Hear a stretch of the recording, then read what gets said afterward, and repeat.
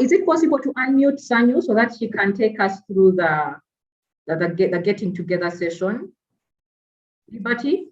Sanyu, kindly unmute yourself. Sorry for that. Apologies for that. I can't unmute myself, unfortunately. It says host has to let me. So whatever is happening with the tech, just sort it over there.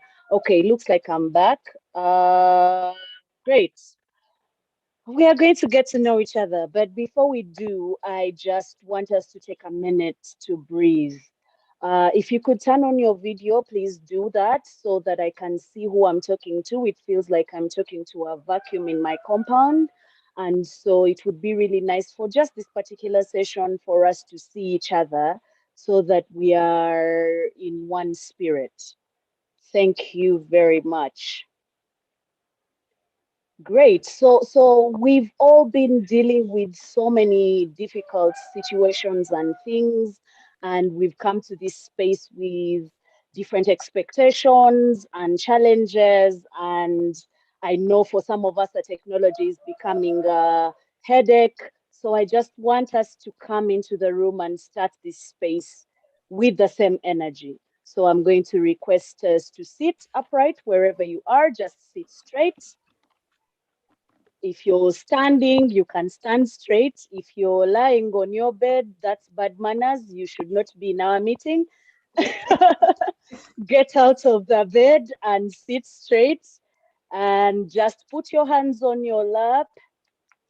If you're sitting straight, just put your hands like this. Now breathe in through your mouth.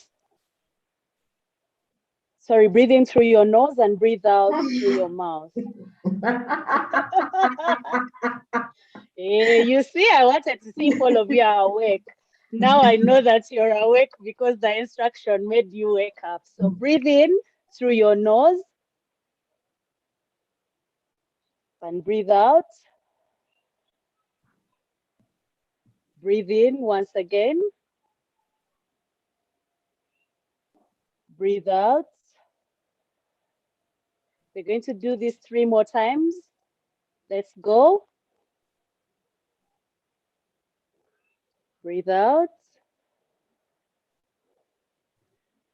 Breathe in. Breathe out. And one last time, breathe in. Breathe out. Thank you very much. I'm sure for those of us who did the sitting posture right and the breathing, you feel a little energy.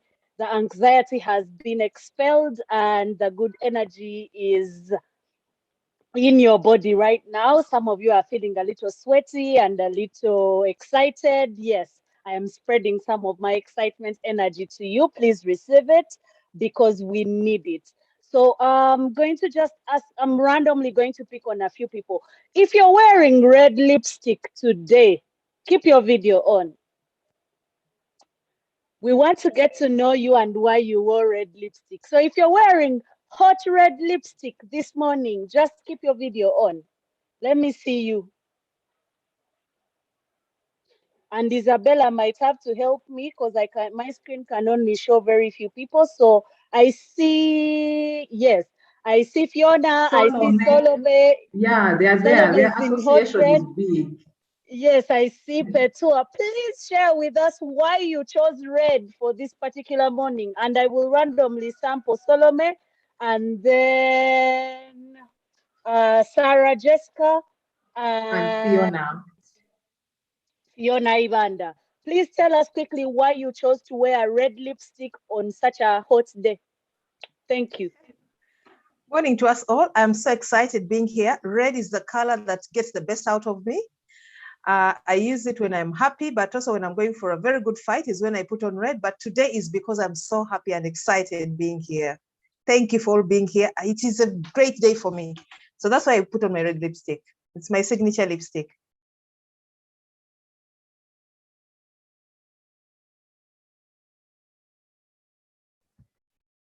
Isabella, I think we've lost Sanyu. Oh, so I am supposed to take on this activity? Yes. All right. So it was Solome, and then there was Fiona and Petwa. So Petwa, why did you wear red today? It's a very great morning and also a day of achievement.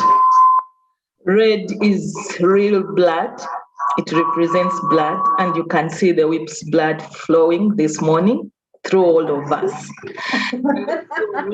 I can see. The color that reveals that somebody is in high moods. So I want to say each one of us is in their very highest moods to hear from the WIPS project. Thank you so much. Thank you very much, Solome. I know Penny is back. I saw her coming back in, but let's go on with Fiona. Why did you choose red? And then we can hand over to Penny. And Penny, as you come in, Hajat Safia has her hand up, so I believe she wants to say something about her lipstick, probably. But yes, Fiona. Good morning, everyone. I am extremely excited to be here. Thank you for the invitation. Red, oh my goodness. I think I have a thing for red. I believe that it represents so much, but also in the spirit of sisterhood, like Petua had just mentioned, it's just the bondage. And so for me, red is my go-to color. It's my everything. It's just the thing I do every day. I feel alive when I put on red lipstick, like the very red, bright lipstick. I feel that I can take on the day. And so, yeah, but also because I'm particularly excited to be here, I had to represent the only and best way I know how, which is by wearing the brightest lipstick that I have available. Okay. Thank you very much, Fiona. Thank you, Fiona. I know some of you are wondering, what has this got to do with whips? Please, I shall take you there. I will let you know why we are doing this. Safia? Hajat Safia, please go ahead.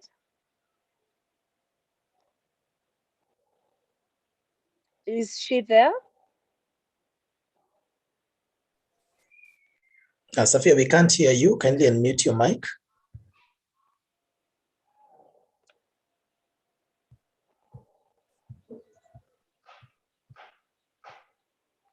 I think her internet is a little bit shaky. Okay, we'll just move on to the next category that I want us to get to know today. Hello? If you are in a different time zone, from Uganda, just turn on your video and tell us what it's like to be joining us in our time zone. If you're in a different time zone, anyone in a different time zone? If you don't know what different time zone means, you're probably not the one. So I know Anders is on the call, so I know he's also on a different time Frank, zone. yes. Yeah. Please tell us what it's like to join us from a different time zone. Good morning to all of Hello. you. Yeah, it's super early here in Berlin, so it's almost, I feel like in the middle of the night, but it's not. It's already getting daylight, but it feels good to see you all sitting in sunshine. It's a bit cloudy today in Berlin, so it's great to be with you, and I'm super curious to learn a bit more about it. And it was worth waking up so early, so we are a few hours behind you, but it's worth it to get up so early, and it feels super good to be with you.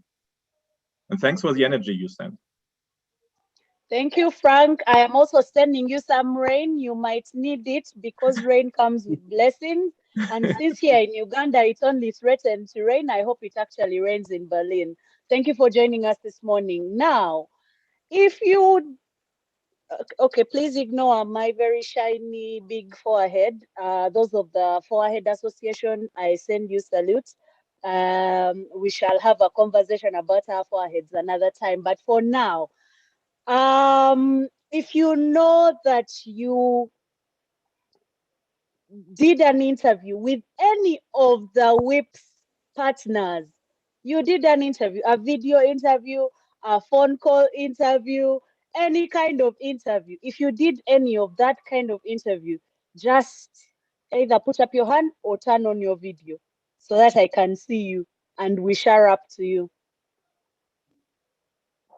No one did an interview with us. What? What? It's a lie. Isabella, could that be true?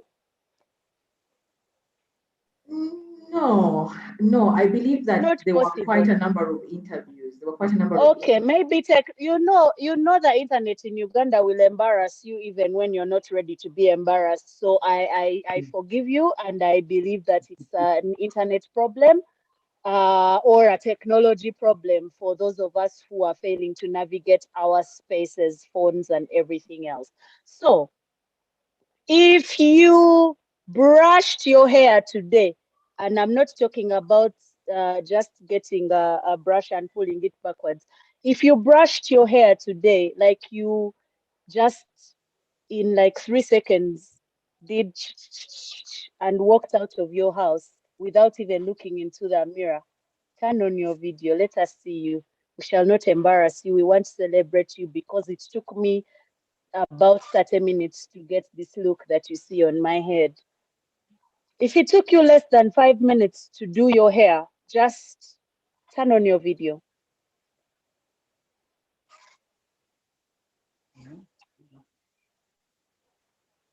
So people don't know where the video icon is now. All the men in the house should have spent less than 3 minutes doing their hair. So I should be seeing your videos.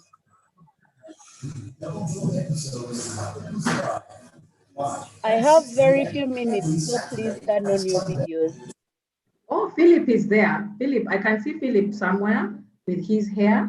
Philip, please turn on your video so that I can see you. I can't seem to see you where I am.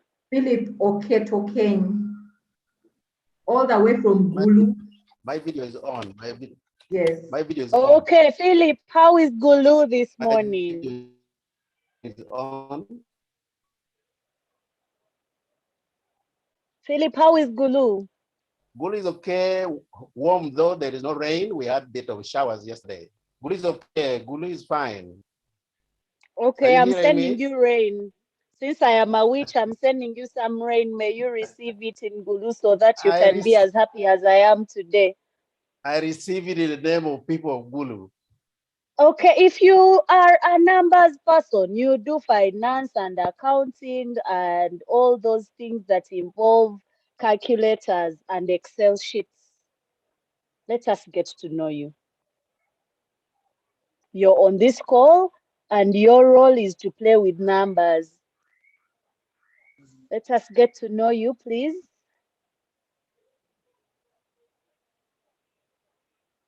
Have people left me in this call alone? Or should I just mention names?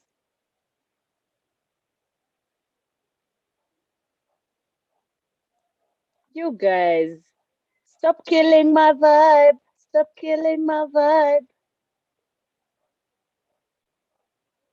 Anyone that does finance, anyone that does numbers, just tell us what it's been like to do numbers in this season. Anyone? No, you don't want? Okay. Who remembers a nursery rhyme that they want to share with us? Anyone that remembers and enjoyed singing a nursery rhyme that they would like us to sing together, or you didn't go to nursery school? I know people in Isabella's age bracket went to nursery school, so, and there are many on this call. Bella, am I talking to myself? Absolutely not. But I think we are a little bit unaccustomed to coming into meetings probably and singing Okay, nursery rhymes. just us, Oh, please. You Justice, teach yes. us. Your hand is up. You sing for us your nursery rhyme, and we shall sing along. That means that we shall unmute our mics and sing along. Well, thank you very much. I usually used to enjoy the Twinkle Twinkle Little Star. Aha, we are going to Twinkle Twinkle Little Star now, led by you. Please unmute. IT team, kindly unmute everybody. We are going to sing Twinkle Twinkle Little Star. And I know it's unconventional, and some of you are feeling like, oh my God, who's this chick making us do all these weird things or very weird things?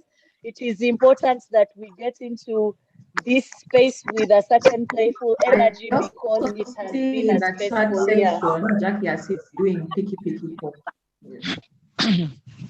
Okay, so there's Picky Picky Ponke, but let's first do Twinkle Twinkle Little Stars.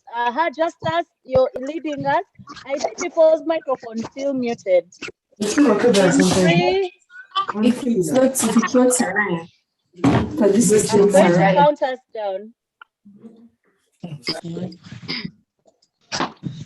Going to count us down just as in 3, 2, 1, go. Twinkle, Twinkle little stars, how I wonder how you are. How I wonder what you are. Up above the sky so bright, like diamond in the Sky, twinkle, twinkle, Little star, how I I wonder wonder how you how are. Okay, thank you very much. Thank you. You guys, if I was going to give you a grant for singing, none of you would get it. Because really, we need to go back and collect our singing money. But since we are not here to sing, I'm going to ask the IT team to mute everybody except me.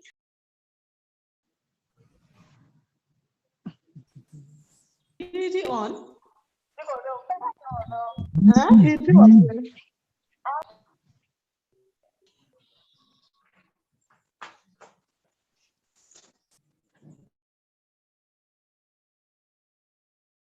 Okay, so I got muted while we were trying to get over those voices that almost shook me out of my chair. Thank you so much for engaging in this. I just wanted us to do this exercise to get to understand the range of people that we have in this space and the different things that they like to do and how they come into this space with whatever energy that they come with. I hope that the Twinkle Twinkle Little Stars are wondering what you are and are shining in your life as we go through this program today. I hope that you receive the energy that I have to keep you going throughout the entire program. I hope that even after the program, you will have as much energy as I have to carry you through the rest of the day. Thank you so much. And for those of you who we haven't got to know, please use the chat room, share why you came to the space the way you came, because I know that if we were having a physical meeting today, some of you would be slaying like the slang is today. So if you came to slay on this call, please share in the chat room how you came to slay, why you came to slay with your slay, and why your slay is what it's slaying with. I thank you for getting to know one another and for allowing me to play with you this morning. Back to Isabella. Thank you very much, Sanyo. And for those of you who might have been a little bit scandalized that you were saying Twinkle Twinkle Little Star, one of the things that we do as an institution is bring happiness, fun, joy, should I say playfulness back into the workspace, given that at times work is hectic, it's depressive. And so one of the ways that we work better and we encourage teams and institutions to work better is by making time to actually laugh and play with each other. Yes, so thank you very much for singing Twinkle Twinkle Little Star, and for Sanyo, thank you for taking us through that session. So without wasting any more time, I would like to say that after the executive directors have spoken, we're going to be listening in from the lead persons on the various teams in the different organizations. And the reason is because each of us had a story to tell. And because I'm one of those leads, I'm going to hand this session over to Solomon, who will guide us through it, after which I will come back after telling my story. So over to you, Solomon.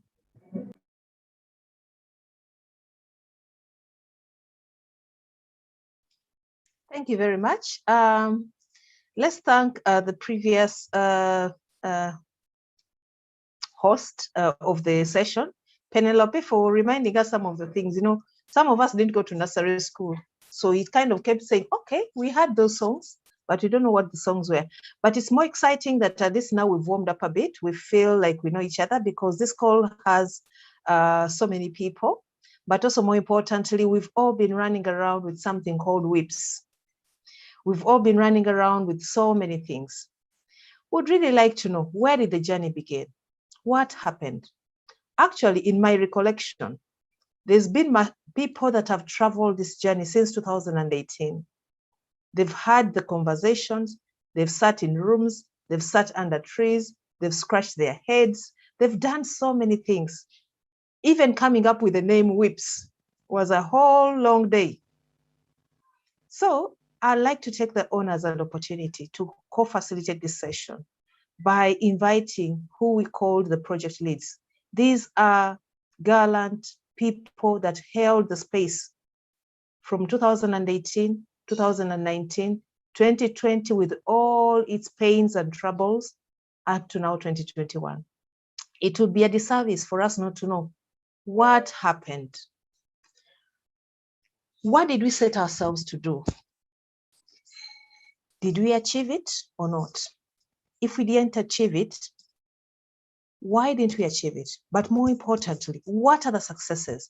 When the ED spoke to us, they really told us this was the first of its kind. We have to proudly say that the Women in Public Service program was the first program of its kind in Africa. So Uganda, we've still had a big tick in terms of setting the pace for working with, for, and by the women in the public sector. The Women in the Public Service program is the first of its kind in Africa. So we need to celebrate ourselves. And that's why it's very important for us to use this platform to share, but also to use this platform to look at how do we move into the future and how does the future look like? What kind of future do we want to see? We do not want this particular powerful intervention to end at a pilot. And then they're going to share with us what challenges were faced. You know, when you're designing a program, you have all these visions and dreams and what you want to do. The reality is so different on ground. And then lastly, we're going to have an opportunity to have a plenary and share and ask and question, but also to seek clarity, but to engage in the conversation. And I was asked to have to facilitate this session because I've been part of the journey. And I am Solomon Akawesi. I've been anchoring this process on behalf of the Robert Bosch Foundation, all the way from the assessment that we did for Uganda up to now, where I have to gladly hand over after this meeting to the team that will carry this process forward. So without taking much ado, I'd like to invite Elizabeth Ampaire from the Forum for Women in Democracy to tell us what happened, what was their bit of the cake, what did they do, and what did they do? Elizabeth, you are welcome.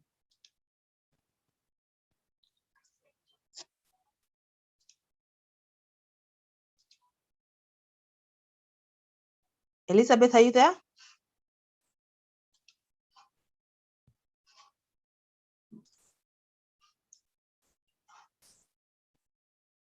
Elizabeth, kindly unmute your mic, please.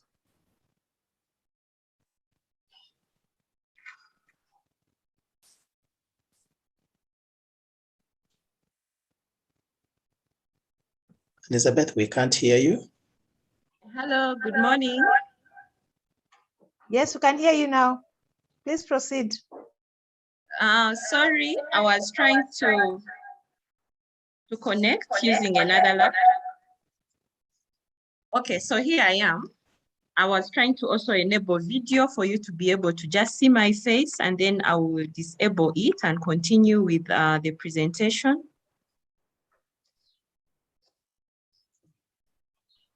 Okay, let me just proceed. So good morning, everybody. I'm very happy to be here. My name is Elizabeth Ampaire. I'm the Director of Programs at the Forum for Women in Democracy. And like all other speakers, we are very excited to be in this space to share what we're able to do in this pilot project, but also the achievements that we realized in such a short time. Like Solomon said and Patricia earlier on, it is very exciting that despite it being just 1 year of the pilot, we were able to register some significant results.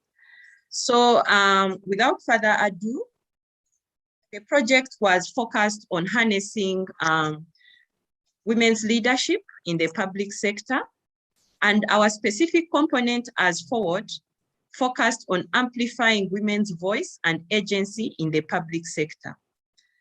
So that was our goal. We sought to have women in Uganda's public sector actively engage in public policy making and implementation for the advancement of women's rights. And then therein, we had 2 specific outcome areas that we were working towards. And the first one was strengthening capacities of women in the public sector, and then increasing their solidarity with women, increasing solidarity with women in political leadership at both national and district level. So in terms of target beneficiaries, we had those that we called direct beneficiaries. Those are the people that we worked with. Those are the people that we worked with directly. So we were targeting 40 women leaders in the public sector, specifically from the Public Service Commission, health and education sectors. And then we also targeted 20 women at national level and 20 from district governments, local governments, that was in Gulu and Ruwero. And in there, we purposed to work with the 2 district service commissions. And then we also worked with 50 women leaders from other sectors and the wider women's movement. So indirectly, we were able to sensitize about 25,000 women and men through radio and TV programs, and then 5,000 women and men through social media engagements.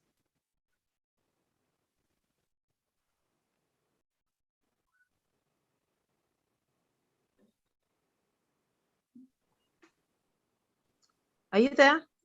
Yes, I'm trying to navigate my screen to move to the next slide, and it's not being responsive. I don't know why.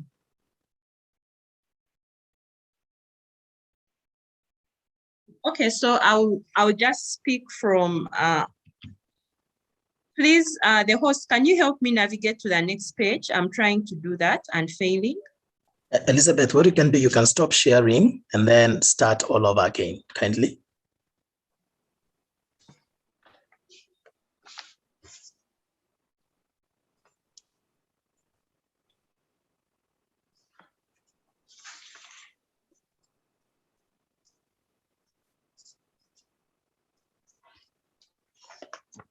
Okay, so I was moving on. Thank you very much, Liberty. I was moving on to the scope, which I've already shared with you. We had interventions at national level, Northern Uganda, that was Gulu specifically. In Central Uganda, we purposed to work with Ruwero district. And then the sectors were those ones that are listed below. We had public service, health, education, and then the 2 district local governments. So in terms of our intention, our project set out to harness the power of women in the public sector to enable them champion policymaking and implementation processes for the transformation of women's lives in Uganda. So we were working towards improving agency and ability of women in the public sector to hold their duty bearers accountable to the enforcement of laws and policies in place that advance women's rights. Then we also worked towards strengthening the capacity of women leaders in the public sector on leadership, policy making, understanding the budget cycle. We actually developed a curriculum in this project that was used as a guide in the capacity building initiative of these women leaders in the public sector. And then we also worked towards strengthening solidarity and sisterhood between and among women in the public sector and those in politics.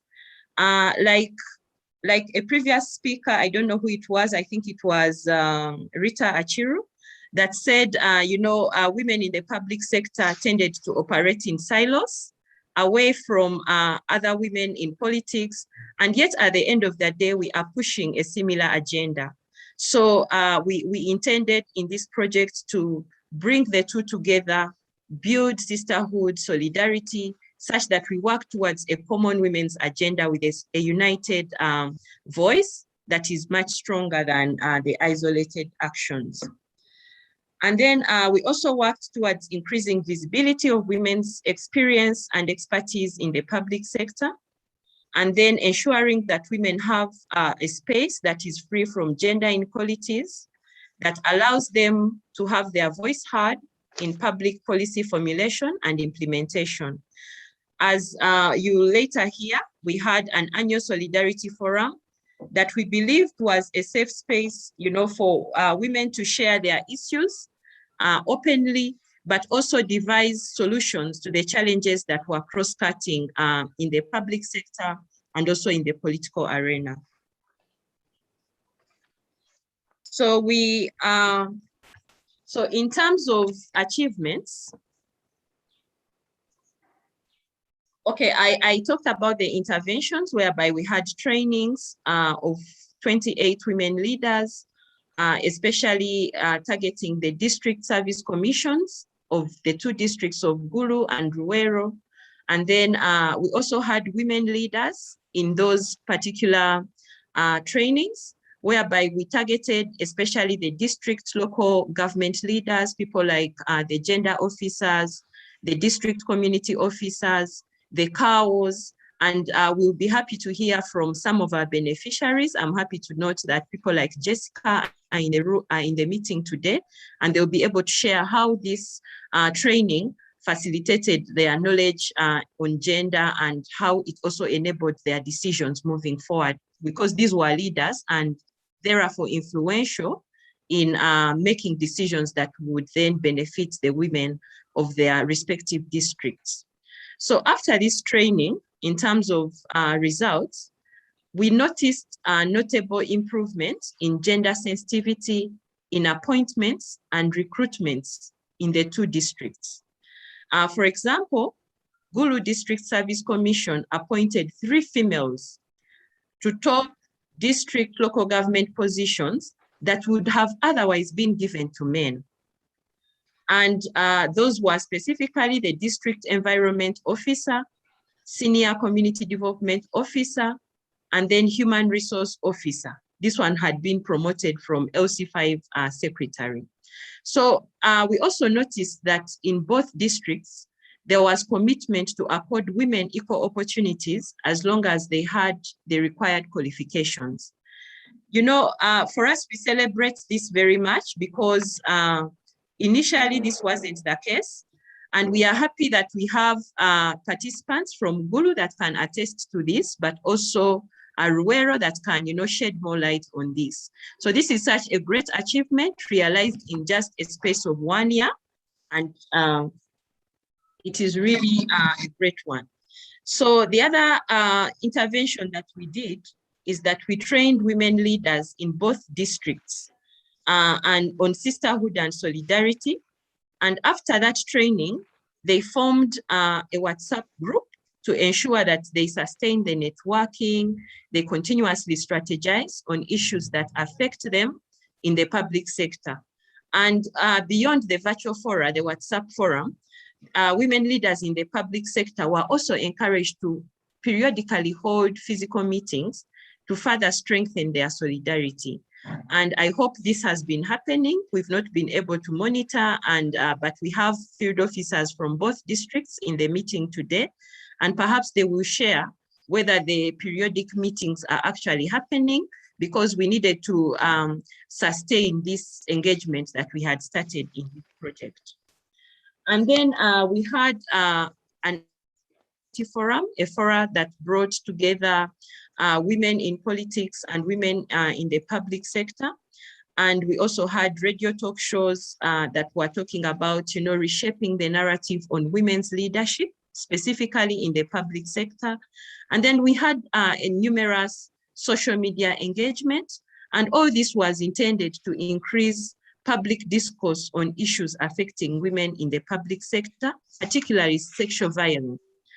And so we've been monitoring a bit of this. There's a bit of opening up on these issues that affect women in the public sector that before this intervention were kind of swept under the carpet. Nobody would talk about them. But we see that increasingly people are coming out to share such stories, although we need to do more around holding the perpetrators accountable. So we believe that once this is sustained, we envisage that it will deter the would-be perpetrators of sexual violence. Although, like I said earlier, a lot more needs to be done to ensure access to justice for women generally in Uganda, but particularly also in the public sector. So that is what we achieved in the 1 year. And our major challenge was really around COVID-19. You know that this implementation all happened during 2020, and that is when the pandemic actually broke out here in Uganda. So there was a bit of interruption in our implementation. And we also had to adjust, modalities of implementation, whereby we needed now to comply to the COVID-19 SOPs. We had to readjust budgets to provide for the personal protective equipments like masks, sanitizers, which were not envisaged at the time of planning for this project. But we are happy to say that Robert Bosch was very understanding of this changing context, and they supported us in this. And so I would say that basically we did not have many registered challenges in this. And of course, in the course of implementation, as I wind up, perhaps just to share with you that we learned a few lessons, because as we implemented, we were working towards informing a 5-year program. So we noted that most of the overall decision makers in the public sector are actually men. So as we design strategies, we need to think about their meaningful engagement right from the design of the project, but to also ensure that they are engaged throughout, because this is a model that Forward has tried and tested of partnering with male champions for the promotion of women's rights, that such an initiative could actually benefit from. So we know that patriarchy is still very much alive, especially in Uganda here. So as we think about designing or infusing these lessons into the 5-year program, it would be really important to put men at the center of certain designs, because no matter what we do, they remain influential. They hold, they bear the power to influence some of the decisions that we need to be made in the public sector, and therefore we need to involve them. And then the other lesson was that although the women leaders in the public sector were sensitized about their rights, the avenues for access to justice within the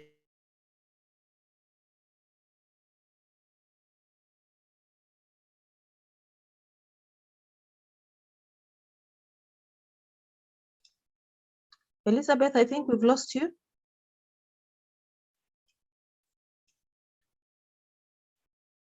Hello, can you hear me now? Yes, we can hear you now. We had lost you. Maybe you could remove the screen share since it has refused to move. Okay. So at what point did you lose me? Did you hear me on access to justice for women in the public sector? You just started there. Okay, thank you very much. I can go back to that point. Yes. So I was saying that although the women in the public sector were sensitized about their rights, the avenues to access to justice within the sector are still very limited. So as we think through future initiatives, we need to be very intentional about ensuring access to justice for women in the public sector, as this would deter the intending perpetrators and encourage many more other women in the sector to speak out. So it is one thing for you to actually come out, but it's the other thing for you to realize, justice for the offense that you're speaking out on. And then we also learned that based on feedback from the annual Solidarity Forum, more platforms for nurturing sisterhood and solidarity among women need to be created both at local and at national level. So you notice that the Solidarity Forum was a one-off initiative. Yes, I'm actually winding up. This is my last point. Thank you, Salome. So we need to create more spaces for women at the local level, but also at the national level. If we are to really strengthen the women's movement, as we say, if we are to develop a harmonized agenda and synergize advocacy for women's rights and gender equality across the nation. So I want to thank you very much for this opportunity for us to share our experience on the pilot project. And I look forward to learning from the other partners. Thank you very much. Thank you very, very much, Ford, for sharing with us how you traverse the country. You know, with these Zoom meetings and calls, you can also clap. You can go to the reactions and then clap and then give us a celebration. You can even put a heart. You can even smile. Please, let's not replace our emotion. Let's not use technology to run away from celebrating. Yes, thank you very much, Forward, for sharing with us, but also for giving us insights into where we need to be moving into the future. So I'll not take so much time because we're slightly running behind schedule slightly. To invite Uganda Women's Network, Sarah Jessica Agwang. What happened? Where did UONET go? What did you do? What didn't happen? But also, what are some of the insights that you'd like to share with us? Please, members, remember, you can note your comments. We're going to have a plenary for us to share, but also to ask questions if there's any. Sarah, you're welcome. And if possible, if we have the presenters to show us with their videos, it allows us to know that we are not speaking to people who are in their bed or in their pajamas. Sarah? Sarah, can you unmute your mic? Sarah Jessica? Okay, I have done that. Let me see. I need to share my screen. Please allow me to share the screen. Yes, but we are not yet seeing your camera as well.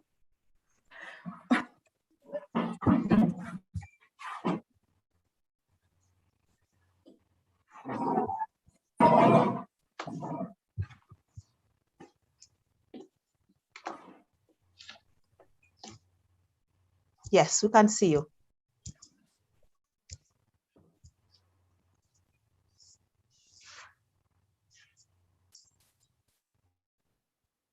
And as Sarah is coming, Sarah is the Director of Programs at Uganda Women's Network.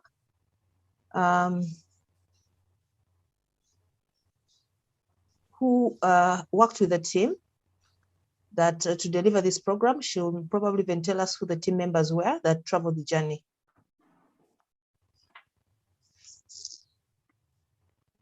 Over to you, Sarah. Able to see my screen?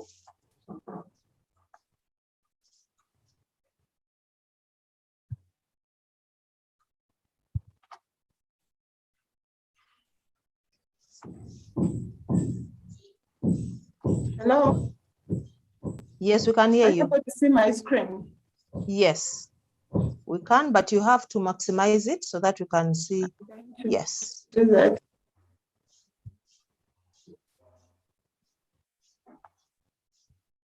Yes, we can see now. Okay, good morning, everyone. My name is Sarah Jessica Agwang, a Director of Programs at UONET, an implementer of the WIP pilot project. So in terms of our initiative, the project title was Women's Leadership and Movement Building in the Public Sector.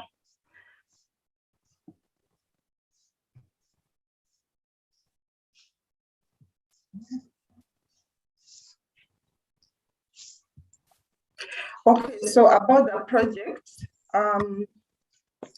project sought to strengthen women's leadership in the public sector, to build a vibrant women's movement for effective participation and influence towards gender responsive policies and practices. The project also aimed at achieving this through building solidarity amongst women in the public sector and also with women in other sectors for collective action towards addressing gender inequalities and negative practices in the public sector.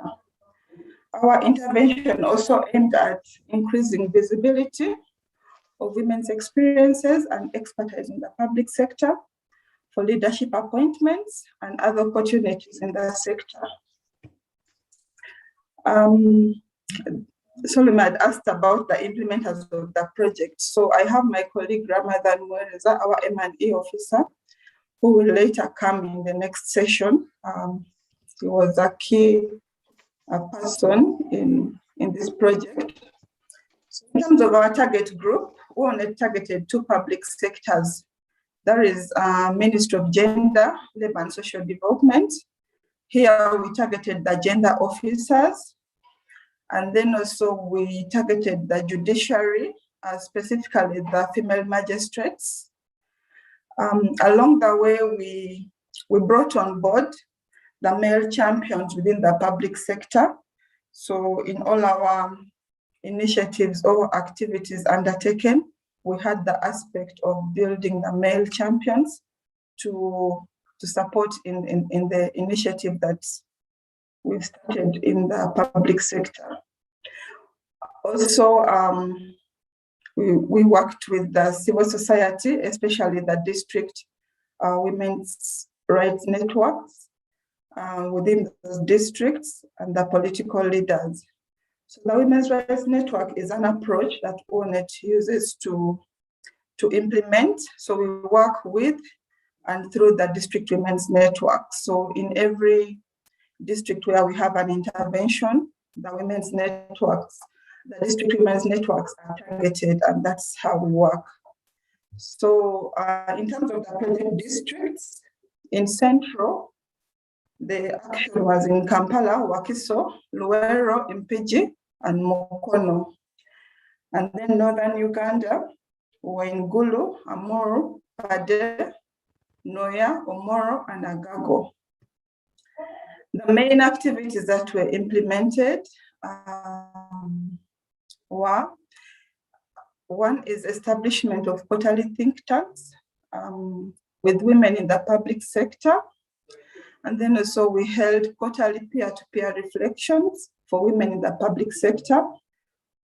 All these looked at different aspects, but what was running through was building their understanding and appreciation of the women's movement, and then aspects of gender equality and gender equity.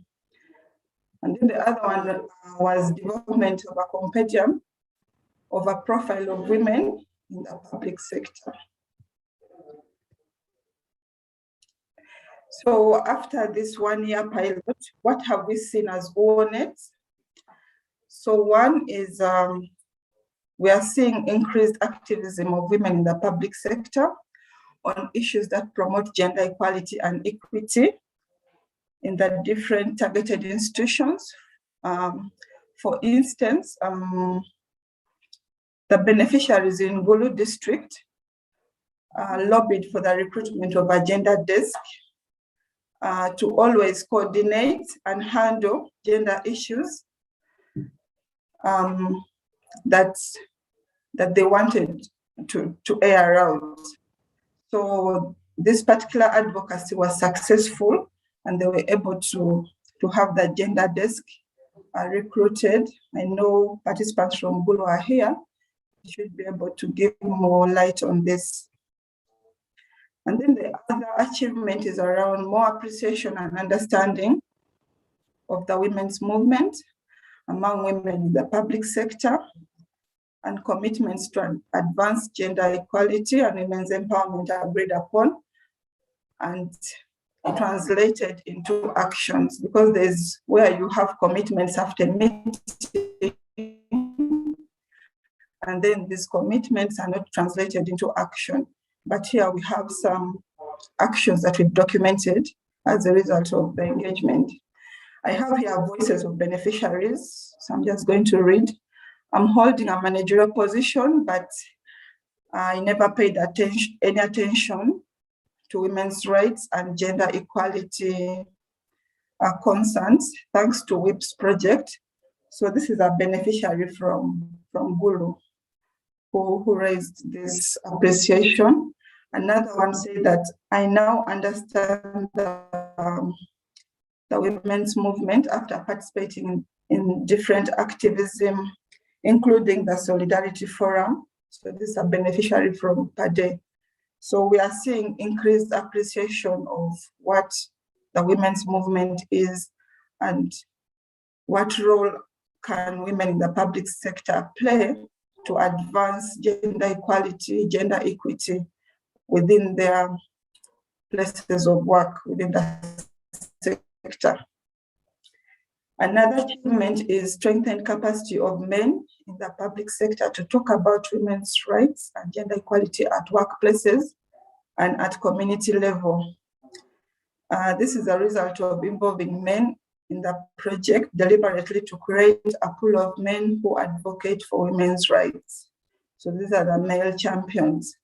So we have a beneficiary quoted from Noya district who testified that gender issues had always been underlooked. After our first training as male champions, I shared our learning with the technical planning committee and ensured that the budget for community development department that deals with gender issues was increased.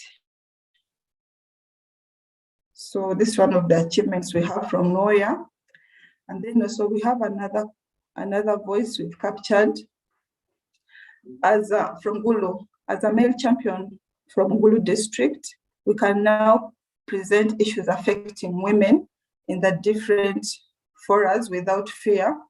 And this is attributed to the training and other activities we participated under WIPs.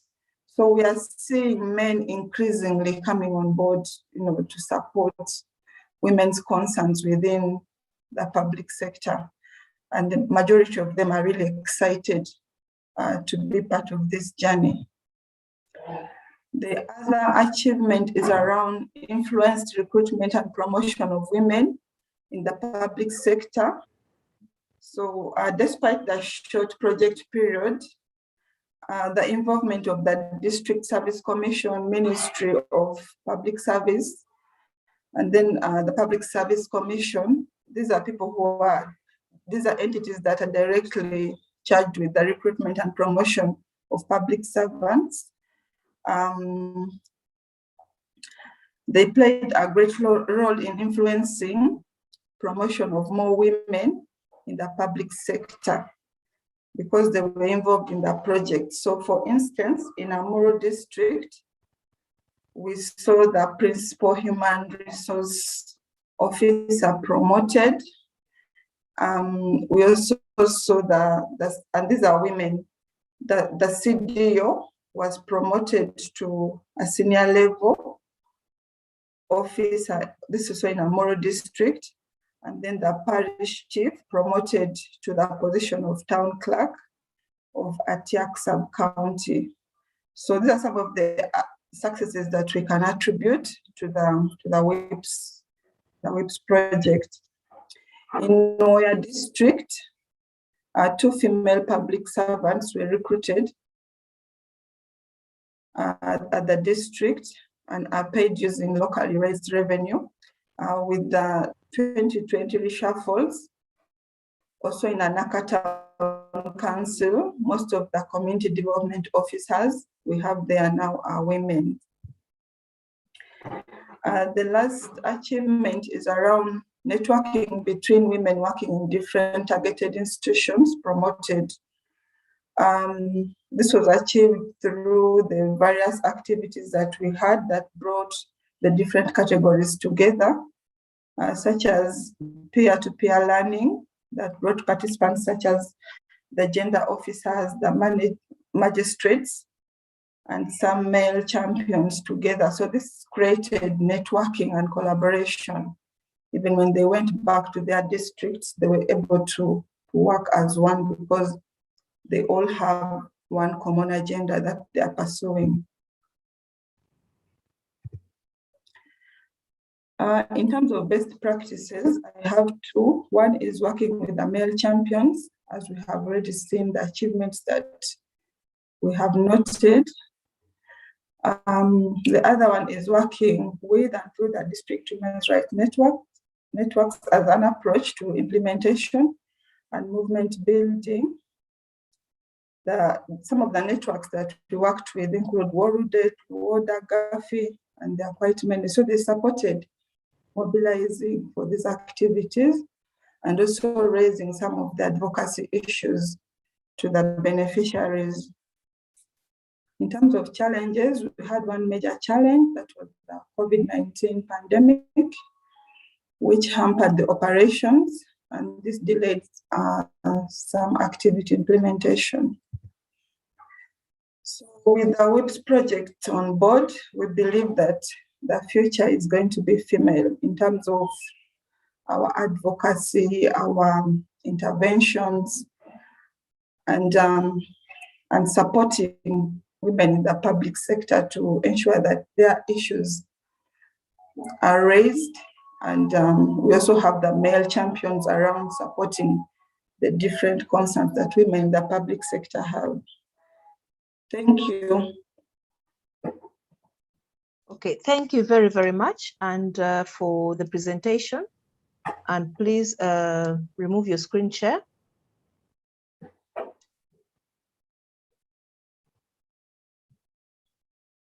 So we've heard from UONET. UONET traversed and went to northern Uganda. What actually the partners did is that they sat and decided which districts they'll work in, which sectors they'll work in, but also who is best suited to go to which part of the country. So they've shared a lot of experiences in terms of the shifts that have happened, but also in terms of what the learnings that they've picked. I'll now invite Isabella Akiteng from Farmfort to tell us, are there even young women in the public sector? What did you do with them and how? Isabella, you are welcome, and then we'll have EOC last. Thank you. Thank you very much, Salome.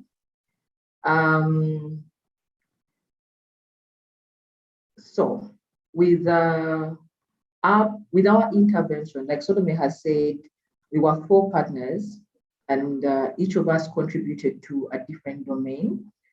Farmfort's intervention was titled, Raising Voices That Count, and it was raising voices for young women in public service, but also young women with aspirations to join public service. And at inception, we aspired to target 90 young women, but that changed. And I will tell you what changed along the way. I shall not be sharing a screenshot, but I'll be telling you our story as we implemented this program.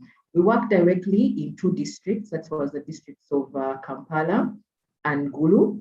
And in those 2 districts, we targeted young women who were working at the district local government that was in Gulu. And then in Kampala, originally we had wanted to work with the Ministry of Education and Sports, the Ministry of Gender, and then we had also wanted to work with Ministry of Health.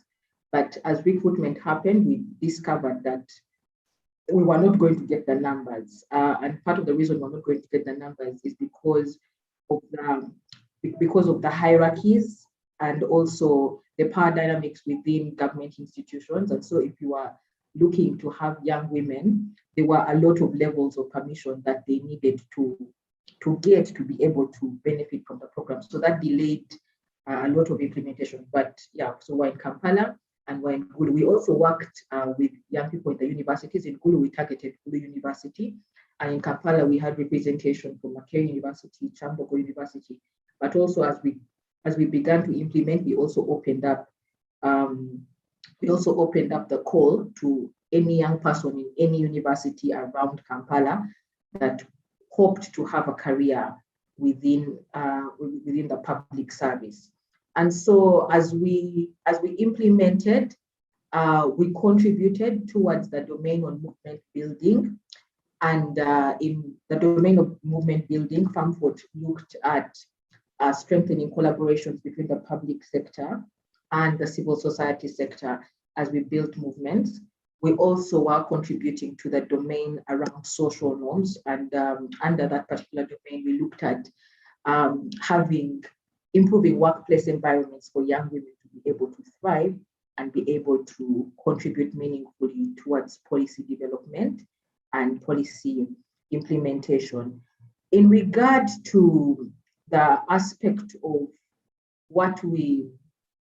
some of the things that we achieved during the time that we were implementing, it was during a season of campaigns at university level.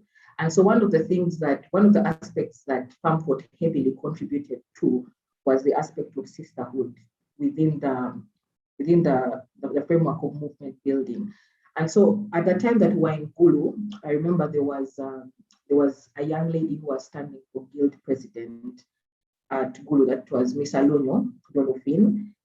She did go through, but the odds were against her. She even had the entire, I think, union. There was a structure that had a meeting to ask her to step down for a male counterpart.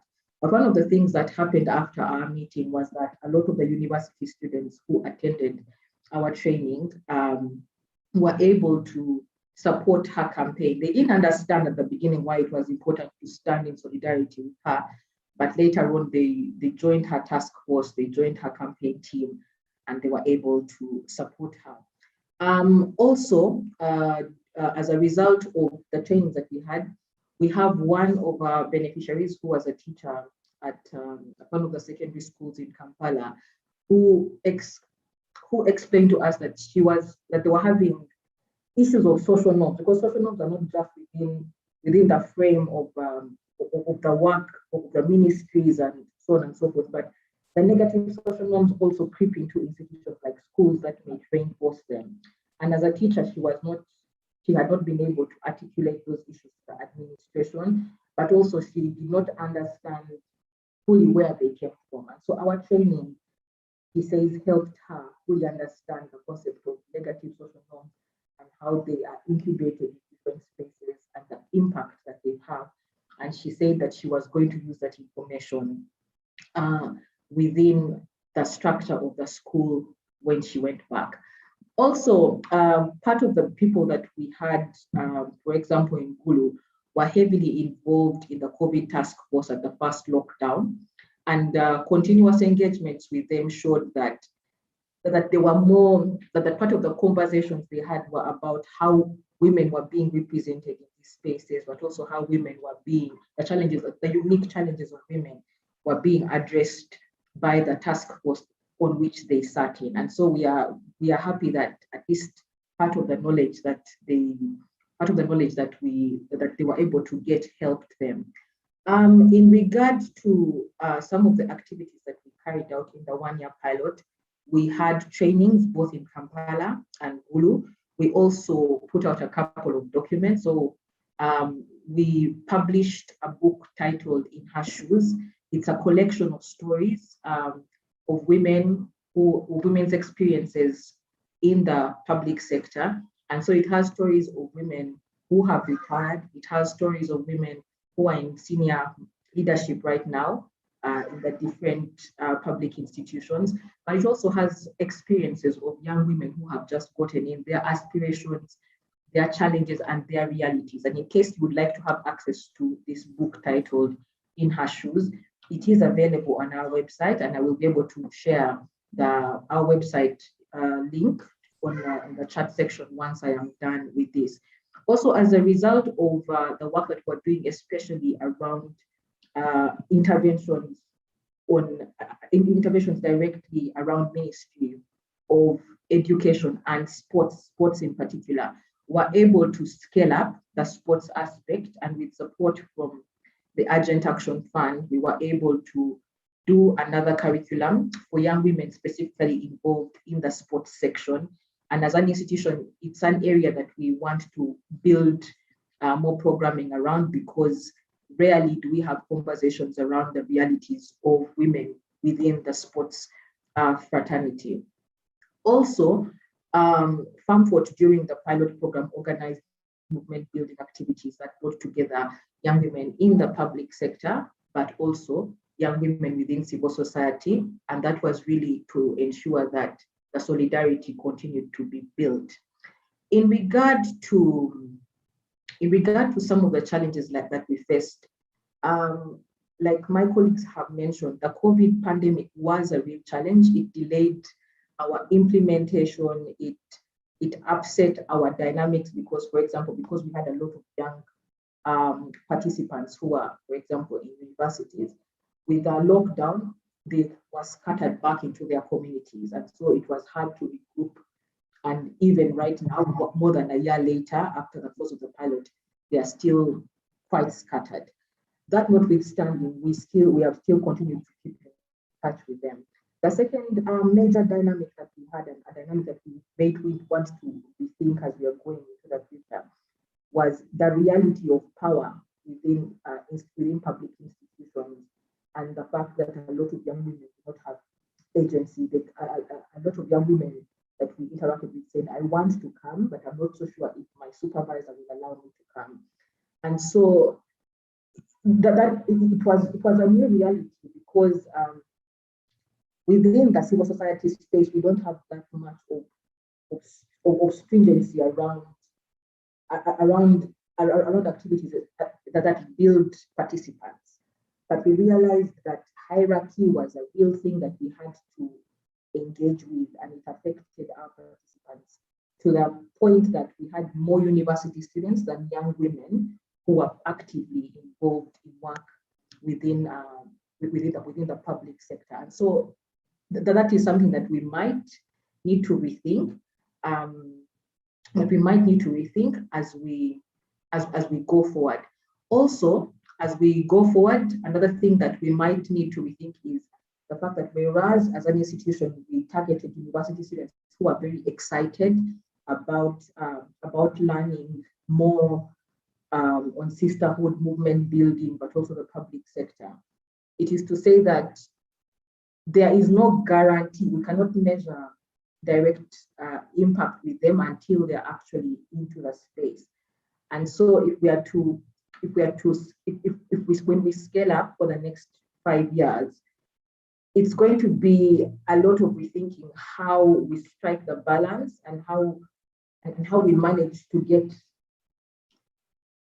the actual young women who are already into the system to be part of the work that we are doing, because that was a real challenge. That was a real challenge on our side that we struggled with. That notwithstanding, we had a very cordial relationship with the Kulu district local government. If we are to scale up, and when we scale up, it's a district that we would want to go back to. The Assistant President District Commissioner at RDC was very supportive. The Office of the Probation Officer was always supportive. The Office of the Gender Office were very supportive to the work that we did. And all in all, I believe that we had a good time with this program. So on behalf of FAMFORT and the entire family, we would just like to give a special shout out to the Gulu District Local Government, and also a special shout out to the Robert Bosch Foundation supporting us and allowing us, or giving us the space to have been part of this consortium. On a sad note though, as we're doing the inception meetings, because we did them jointly, so we went to the other districts, even if we were not working in them. I'd like to say that we lost a staff at Ford. And I say this because one, it was the first time that FAMFORT was in Luero, and there were 2 staff at Ford who were very, very helpful. Again, like I said, Ford, ONE, and EOC were amazing partners to work with in this consortium. And one of the gentlemen that helped us a lot in Luero unfortunately passed away before we got into the direct active implementation of the project. But I still remember him. I remember the passion and excitement he had for this project. And I know that he would have been excited to have been part of this call if he had been here today. And so even as I close this, I would just like to just say a big thank you to him wherever he is, because he made our life in Luwero worthwhile. Thank you very much. Thank you very much, Isabella, for sharing with us the journey, but also for recalling that this journey included so many people. Being a journey of almost 4 years, there's so many people that came and went, but also along the way, we lost somebody who died during the course of the project. So, being a journey, we had to pick ourselves up, but also to acknowledge and appreciate all the people, some of whom are on this call, and others are listening to us via YouTube Live, that were part of co-creating, but also of rolling out WIPs.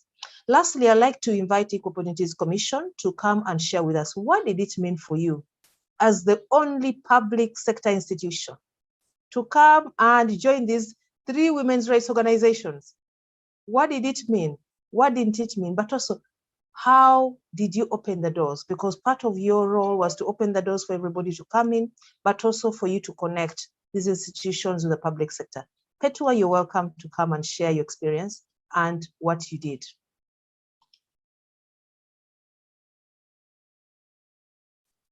Please, let's have Petua unmuted. And then you also unmute yourself on your side, yes? I think you're now good to go.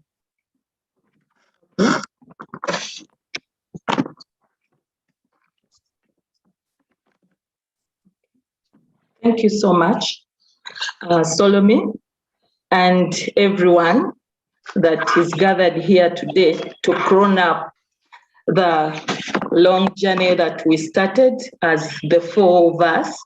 My colleagues have already presented, and I take this great opportunity to share our experiences, what we learned, and also some of the few challenges that we encountered as we implemented the Women in the Public Sector project. Already said, it was implemented in a consortium of 4 of us, and it was a 1-year pilot project that started along when we started discussions in 2018.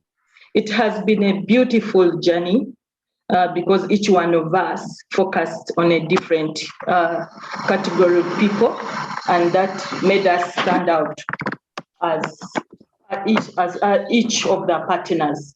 So the project title is the Women in the Public Sector, and I'm happy to share with you some of the achievements that we had as Equal Opportunities Commission.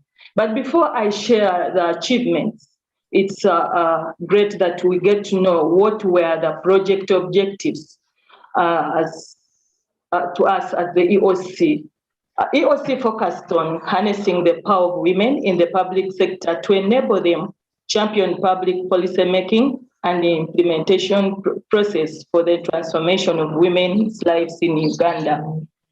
We also looked at enhancing the ability of women in public sector to hold duty bearers accountable to the enforcement of laws and policies that advance women's participation and rights. Our other objective was to create awareness among duty bearers on the existence of the laws and policies in place and of gender and women's rights issues, assuming they needed this knowledge in order to push for their implementation. We would say we were working on an assumption that the laws were in place, but maybe not popularized for the duty bearers to know that they are in place and they could be of use in the promotion and protection of women in the public sector. Our other objective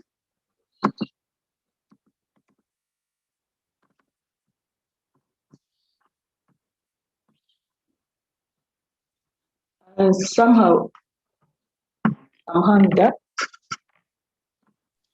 Do you have a problem? Yeah, it's reading host disabled participant screen sharing. Oh, really? Yes. And you are not sharing. We thought maybe you're just speaking. You're not yet. Let's sort that out. Sorry, Peter, you can proceed and share. I thought you were reading it out as well. Yes. Yeah. Yes, that is what I thought I was being seen, but I'm trying to pick up myself and that people follow with me. Okay.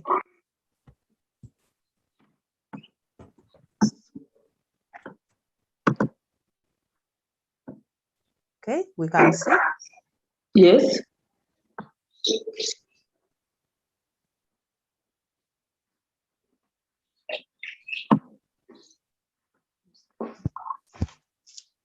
Yes. So we also looked at creating a support system and strengthen the women to champion women's rights through their voice and solidarity. We also had an objective to build and to contribute to the annual Solidarity Forum with a strong focus placed on harmonizing the women's agenda and drawing an agreed advocacy strategy among women in the public sector and women in political leadership at the national and district level. We also focused on to ensure that women have space that is free from gender inequalities and that they have their voice heard in public policy formulation and implementation. We also looked at developing and implement a media advocacy campaign to shape the narrative on women's participation in the public sector.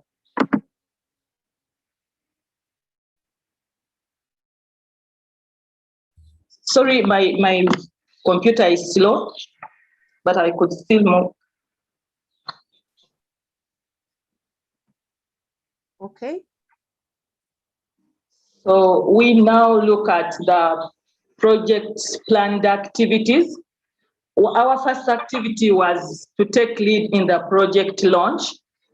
And two, we had to undertake an assessment on the existing national laws, policies, and guidelines for the protection and promotion of women in the public leadership positions within the public sector in Uganda. And three, we had to produce an assortment of IEC materials to create awareness around the public sector projects, such as T-shirts, radio talk shows, features in the newspaper, magazine, and several others.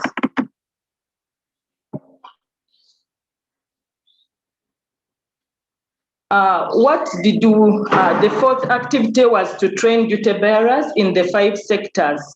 What were the 5 sectors? That is the Ministry of Education, together with the Education Service Commission, the Ministry of Health, together with the Health Service Commission, the Ministry of Public Service and the Public Service Commission, the JEROS, where we have the Directorate of Public Prosecution, Police and Prisons, then lastly, security. Our activity number 5 planned was to document experiences of women in leadership and those that were in active service and are retired. Then lastly, we planned to conduct a national dialogue with women in the public sector project.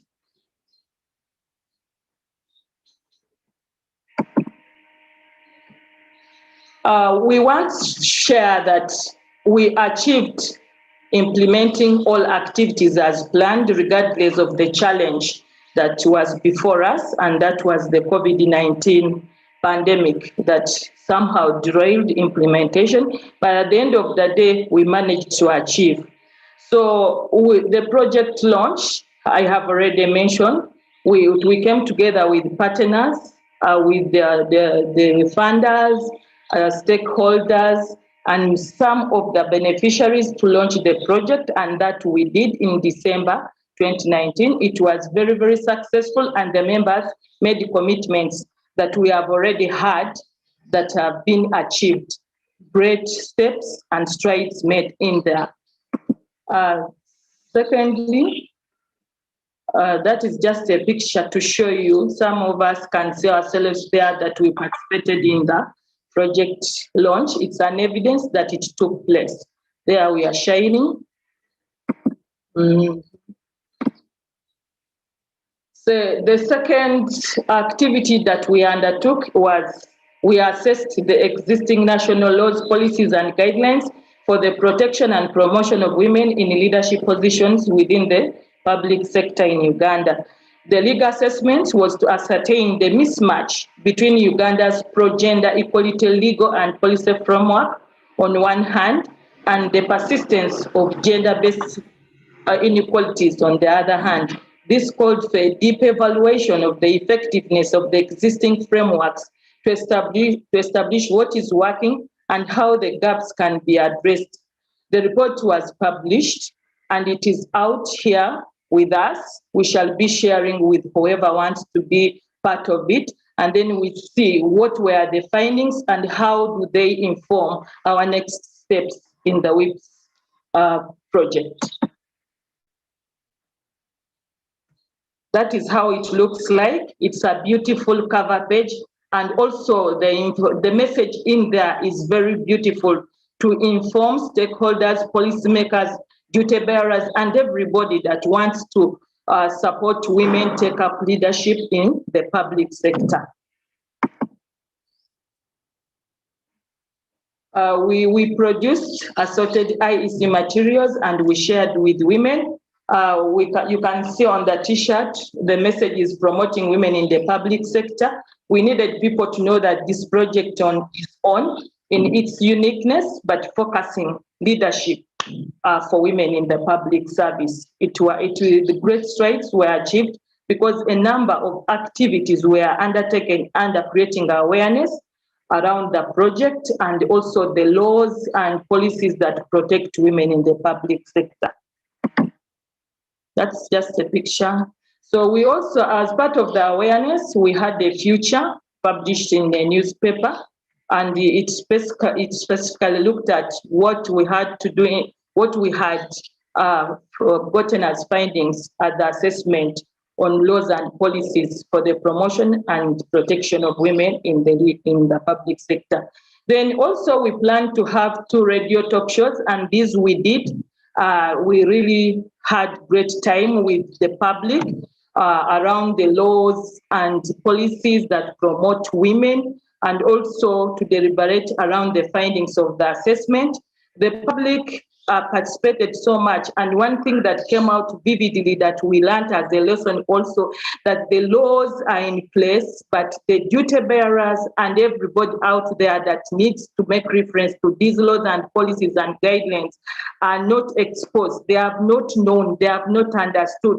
So during the discussions at whatever forum we had to bring out the laws so that people become part of the laws and be able to support their implementation, which we really did achieve. And we are happy to say that the women that we interacted with and even the entire public is now knowledgeable that there are existing laws and policies that promote and protect women in the public sector.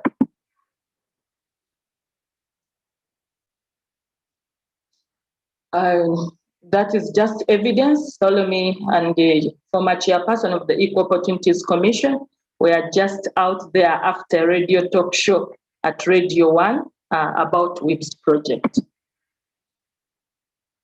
We also trained, we plan to train women, and those were 80 women leaders or women in leadership positions in the public sector. What we achieved is that 176 of the women leaders were trained or had their capacity built to champion the leadership or the rights of women out there. And this was successful done regardless of the COVID pandemic that had really caused a disconnect between us and our stakeholders. Regardless of that, the women turned up, they were passionate, and we are going to share the emerging issues, what came out of these trainings that need to inform our next steps as WIPS project. So I take this opportunity to share some of the emerging issues that we captured during the trainings.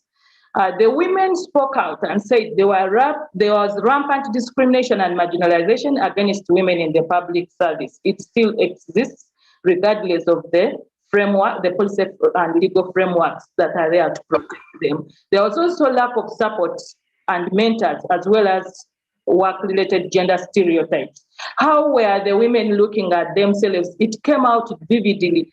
So somebody could just come up and say, women are hot-tempered, women can't handle leadership, and somebody will pick it up from there and say, yes, women cannot handle. There was limited career growth opportunities for women. Women are torn apart with other responsibilities. The care work and other family demands were really pertinent issues that women brought out in as far as their career development options. Then the silent national laws and policies for their protection, the women mentioned in the public sector, and supportive human resource systems for their protection also came out. The women reproductive burden, the role child carrying and caring up to a stage when the children are independent to stay on their own is still traumatizing for the women as they take up leadership. Culture and religion also came out. There are those cultural and religious limitations that could form a background of why women are not taking up leadership. Division among the women did not have solidarity, like my colleagues have said. They were working in isolation. You take up leadership and you don't mind about other young women that need to rise with you, because we need to constitute a team, a family, a women fraternity that need to rise up together to fight for a common cause. It's not their unfriendly working environments for the women, the harsh relationship between the male supervisors and the female subordinates, negative perception about women and leadership, low esteem among the women. Women don't trust themselves. They look at themselves as people that are supposed to be subordinates all through. They cannot lead. Insufficient care to support women, infrastructure, lack of feeding and baby centers at the workplace, existing but not enforced laws and policies for the protection and promotion of women. All these issues came out, and we are happy to say that they are going to inform us really on what we should do next under this project. Also during the training, the women came up with the following recommendations. They say the training should not stop at senior level, but be rolled out to all women in the public sector. Every woman in the public sector needs this information. They need to know about the laws, the policies, the guidelines, and also the mentorship and everything that will support a woman to rise up the ladders of leadership. Training shouldn't be a one-off, but a continuous process as part of the professional development of women in the public sector. Every ministry should have a gender focal person to champion the implementation of gender equality and equity. Male champions should also be brought on board so that they support women inclusion in the public sector. We realize that we cannot work alone in isolation as women. We need to bring men on board because we work with men, and apparently they are our leaders. So if we don't work with them, there will be a disconnect or also an unexpected misunderstanding. We don't understand and appreciate the agenda. Then also there was information on gender equity. The information on gender equity be integrated in the induction of staff at the entry point in the public sector, so that every woman that is joining public sector is knowledgeable on what it should be. What are their roles? What are the don'ts and do's, and what laws and policies and guidelines should they follow as they rise up the ladder of leadership? So that is just a picture to show that we trained women in the sectors that we were supposed to train. I just go through the pictures and get to my conclusion. Those are pictures during the trainings. Pictures. Have a feel that we trained and appreciate that we were achieved as well. Those are just pictures. I'm just rolling to the end of my presentation. My laptop is a bit slow, bear with me. And now we want to say that during the implementation of the project, we learned a lot, and our target beneficiaries also learned a lot, and they have a role to play. Women realized they stand up for their rights. They have to fight for their space. Women realize they are able what was lacking was the support mechanism in the public sector that we look up to constitute as we progress in implementation of this project. So we want to say that the EOC also successfully documented experiences. We published a documentary where 36 women leaders in active service and those that are retired in 16 public sectors were interviews and documented. We have a final copy of the documentation with us. This was purpose to motivate other women who are aspiring to take up leadership in the public sector. So we also conducted a national dialogue as a planned activity, and that dialogue brought together women in the public sector and also our partners and other stakeholders to deliberate on the project success challenges and way forward, and that we did. Some of the emerging issues that came out of the dialogue were, it was noted that there is still challenges in promoting and protecting women to take up leadership in the public sector. As already said, there is need to further research to inform further interventions for the promotion and protection of women in the public sector. What is it that is hindering women taking up leadership? We need to venture more and find out more issues that we need to pay attention to. More awareness campaigns are required around laws, policies, and guidelines to protect and promote women in the public sector. There is need to co-opt male champions. I've already mentioned that. Continuous training also came up. It shouldn't be a one-off. Women need to be reminded about the laws and their responsibilities, and also to assure them that it's their right to take up leadership. And also, the laws are there written, but they are not publicized. We need to work so much more around that so that the public, stakeholders, the women in leadership, and every person out there need to know that there are laws and policies that protect women to take up leadership. So one recommendation that we documented was there should be during the dialogue, the women's side or the people that were there said that the project should continue. It should not stop. It's a project that is really needed if women are to equalize opportunities with their male counterparts. So one challenge we encountered was the COVID-19 pandemic.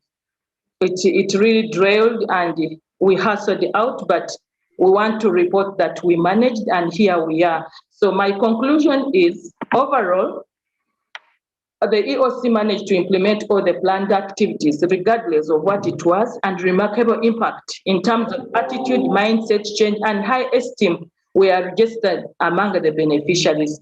The existing caps for promotion and protection of women will inform the next 5-year interventions under the WIPS project. Thank you very much for listening. My conclusion. Okay, please proceed. I'm still saying vote of thanks, Solomon. Great thanks to Robert Bosch Foundation for the financial support, the beneficiaries for their passion and active participation, the project partners for their smooth working relationship, and last but not least, the EOC management for their overseeing role that enabled successful project completion. I want to end by saying this: leadership is about making others better as a result of your presence and making sure that the impact lasts in your absence. Somebody said that is Shale Sandberg. For God and my country, I present. Thank you very much. Can you please remove your screen share?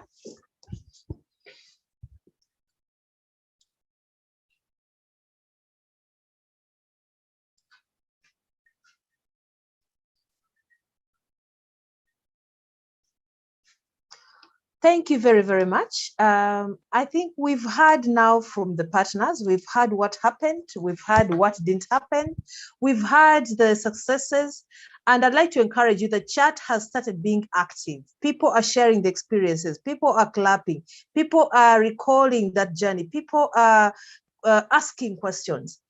For us to realize that it was actually, that's why it was a pilot, a lot of learnings that we picked, a lot of things that we didn't envisage, but also what is very interesting is that it happened during 2 major periods. electoral period, and then COVID-19. So whatever we are going to pick from this to create the main program for the 5 years will be very robust, because it will be able to withstand the environmental and contextual issues that may affect any program that is being implemented. So in terms of our time, we have the next 5 or so minutes for us to give any reflections or feedback, and then we do our health break, and then we'll come back and get the experiences from the real people on ground whose lives became the guinea pigs for this pilot. The real people, the real women and the men out there in the public sector who participated in this particular pilot project. So do we have any questions, any comments and reflections? I see people have already typed in the chat. In the chat, we see people are sharing stories about working the male engagement around bringing more men on board because of the structure of the public sector, around the work that they've done in terms of engaging with the committees at the district level, engaging with the councils, asking issues around gender, etc. So is there any reflections that we have? We've heard from all the 4 partners. They all did amazing work. And I know some people will ask, why is it that people are talking about Gulu? Why are we talking about particular districts? Partners sat and decided they'll select 2 districts. Actually, they will select districts in rural and urban. But then we said in rural, we'll have select districts that have their own unique challenges, post-conflict, or districts that have their own unique challenges. So Northern Uganda was selected. That's why we're having experiences from Agago, from Padel, from Gulu. And then in the central region, Kampala, of course, because that is where the government seat is, but also that is where most MDAs are located. And then Luwero and PG were some of the districts in the central region that were mapped for working at the district and lower levels. Also, Amuru was one of the districts. Apologies for the error. Amuru, Pader, Agago, Gulu were some of the districts where the program was implemented in Northern Uganda. So do you have any reflections, any comments? Yes, we have Julius that has their hand up, and then Esther Namboka. And since we didn't introduce ourselves, when you're speaking, please give us the pleasure of turning on your camera. I know with Julius, you'll not see us, but we'd really love to see you.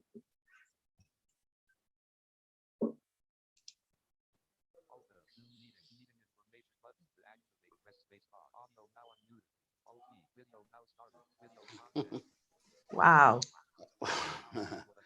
Yes, never mind my headsets. Thank you very much, Salome, and everybody who is participating in this convening. Good morning.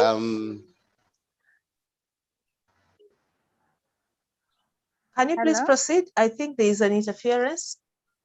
Who is proceeding, Salome? You're proceeding. You have the floor, Commissioner Julius. All right. Thank you very much. I was just thanking you and everybody who has participated in this project. And I want to thank everybody for setting aside the time to be part of the convening today. It's been exciting sharing from the 4 implementing partners, and how one wishes that this could go on for the next couple of years. One quick observation I have is the fact that women as I want to say women as a group of people who may be vulnerable, and possibly the reason for this project is not homogeneous. Women also have their diversity. I heard in the presentation from what we went through during the project period, there was an attempt to look at girls as a special category among the women, possibly girls and then young women.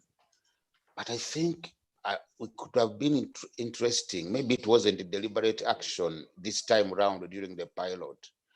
Could there be other aspects of vulnerability, of disadvantage among the women in the public service? Possibly, what are women with disabilities facing? What are their experiences, if there are any, in the sectors that were targeted? Could there have been special experiences among single mothers or widows as they do their work, as they interact with other people in the public service, or maybe some indigenous minorities, people of diverse ethnicity, or people from different political affiliations? That could have been also more exciting if it was added on. But as I said, possibly it was not deliberate action on the part of the project from the onset. If we are moving forward in the next 5 or so years, I have a feeling that this would be an interesting angle to focus on. Thank you very much. Thank you very much, Commissioner Julius, and thank you for raising issues around equity, but also issues around the reality that we need to have an intersectional approach. Please, the project leads, if any of you would respond to that, you respond at the appropriate time. We had a second hand that was up, and that was, I think it was Esther Namboka. Is your hand still up, Esther?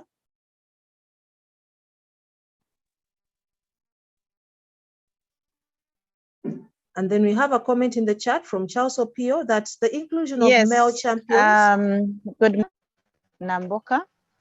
Okay, can you please turn on your video if you can? Yes, we This can is see Esther you. Namboka. Yes, please proceed. And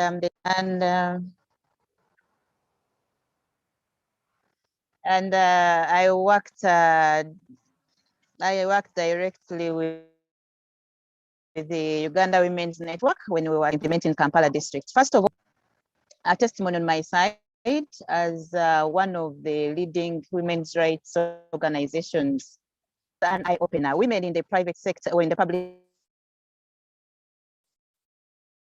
sector was all the years that I had worked in advancing women's rights, I had not heard of something of the kind. And when I looked at the statistics that had been presented in terms of men and women distribution in the public service, it was heartbreaking. And actually, I asked myself, what have I been doing? How come this is an area where almost most of us had not paid attention to?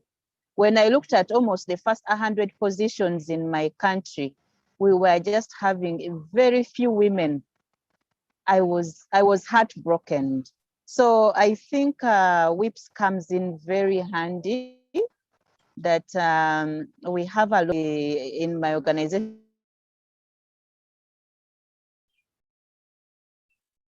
but there's a lot of women in the government institution, the exact the distribution of women in this public meeting at Hotel Africana. One of the government institutions we had was the Inspectorate of Government. This senior official had even to carry me to his office and tell me, you come and I show you the inequality in our office. He showed me, this is the head of procurement, that's a man. The next office, that's a man. The next office, that's a man. Then in about 10 offices, you find one lady. So by the time this gentleman left, he was saying, actually, we need to find a way of how IGG needs to work very directly to make sure that into some of these government institutions, to work together, build capacity with them, not only just talking about it, but support them in building capacity in the different institutions on how they can empower women to rise up and perform excellently well besides their motherhood roles. Maybe lastly, because of the time, I also had something to do with the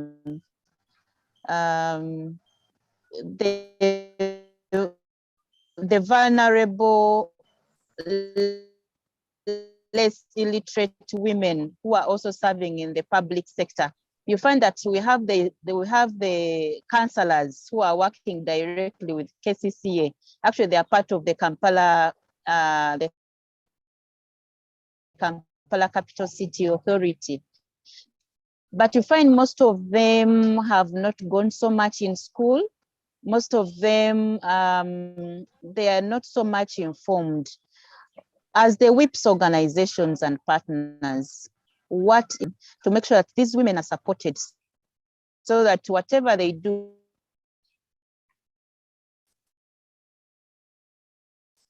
Esther, I think we've lost you.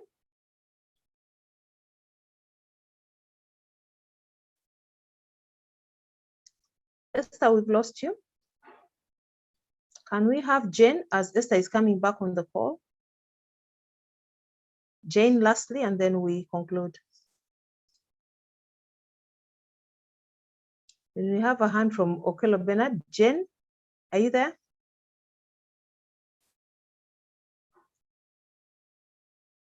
Yes, Jane, you have the floor.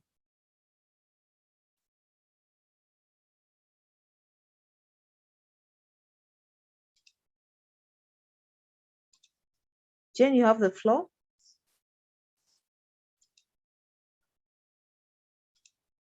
Can we unmute Jane? Is it on our side or can you hear me?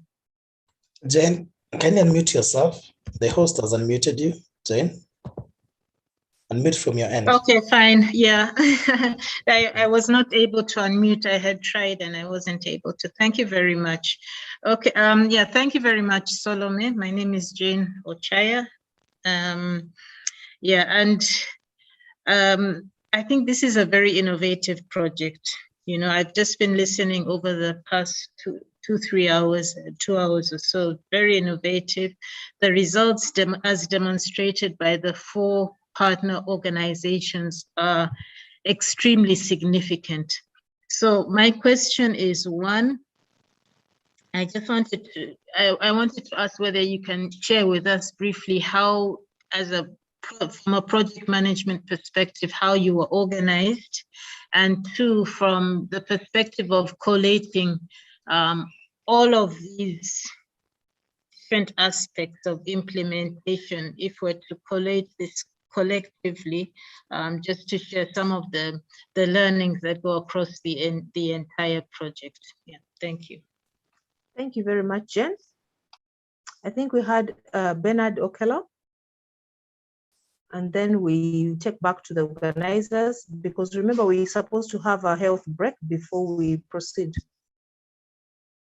Okello, Bernard? Bernard, unmute from your end. Hello.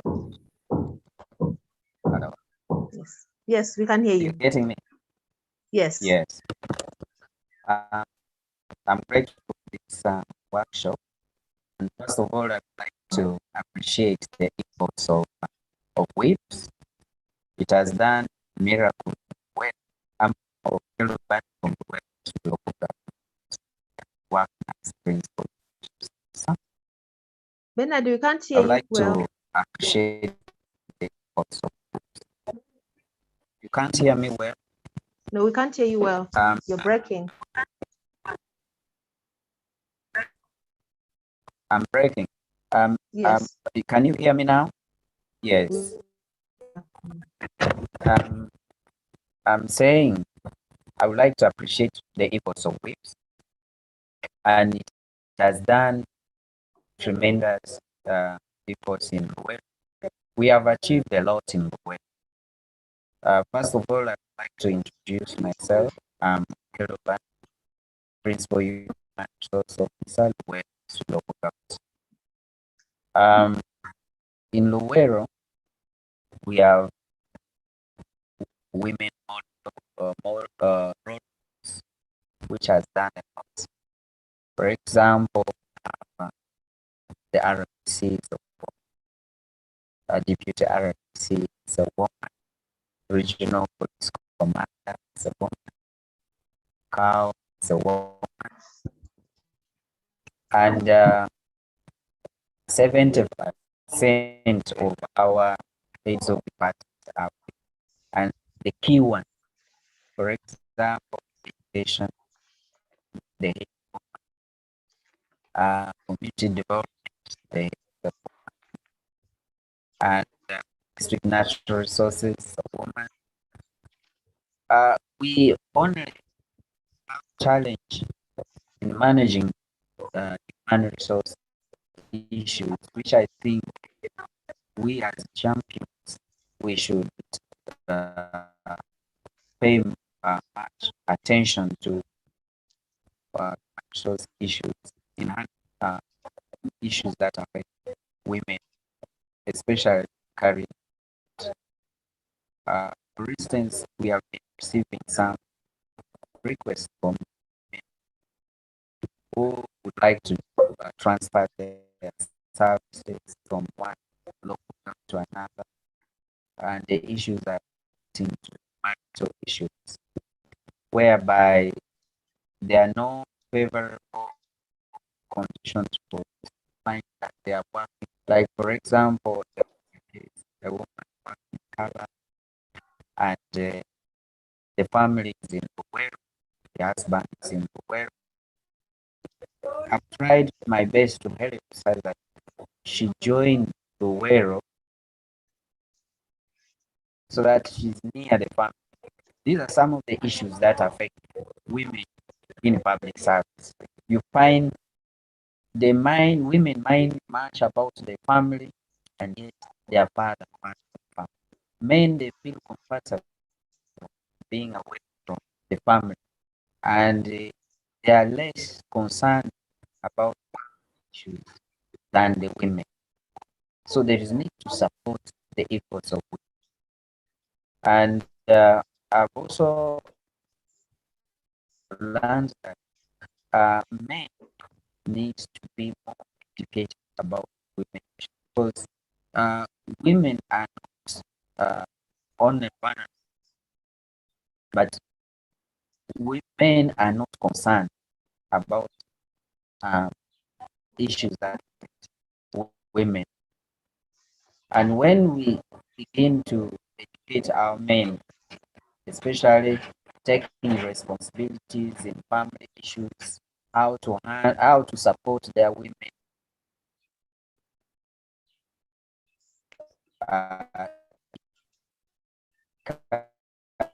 Bernard, can you please summarize?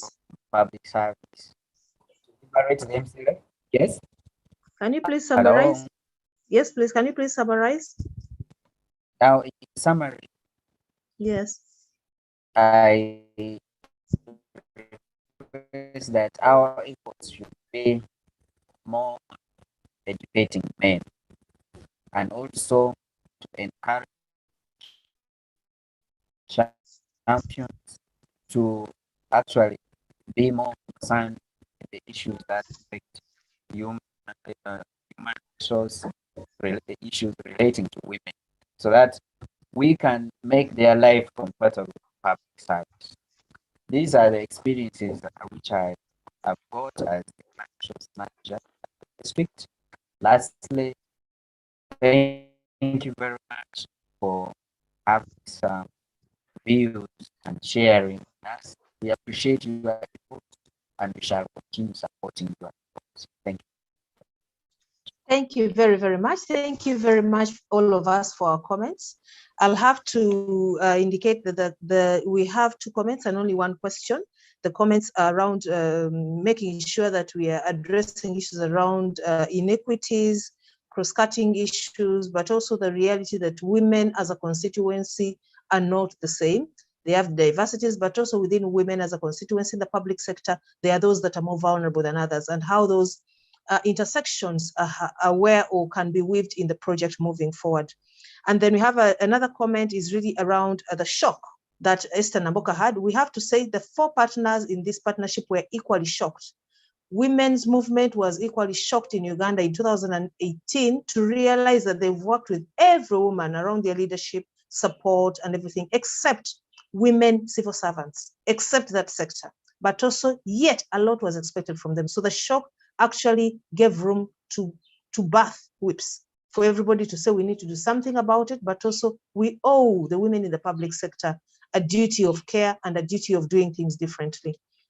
Then the last question, we have the comments that we have from Bernard around male engagement, which actually a number of people have shared, but also we need to celebrate. I think now you understand why Luwero was selected.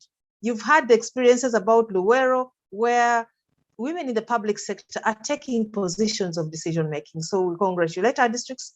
Luwero, Gulu have really performed exceedingly well, and part of that performance is being part of WIPS. We have a question from Jen Ochaya. I'd like to beg that Jen, your question will be ably answered after we finish to get the presentation from the monitoring, evaluation, and learning team, which is coming after we take the break. So I think with that, I'd like to hand back over the chairship to Isabella, our facilitator for the day, to tell us what we need to do. But at least I know we are supposed to take a group picture before some of us run away or don't come back after a cup of tea. And then we can have a brief break. But Isabella, over to you so that we can know how to proceed.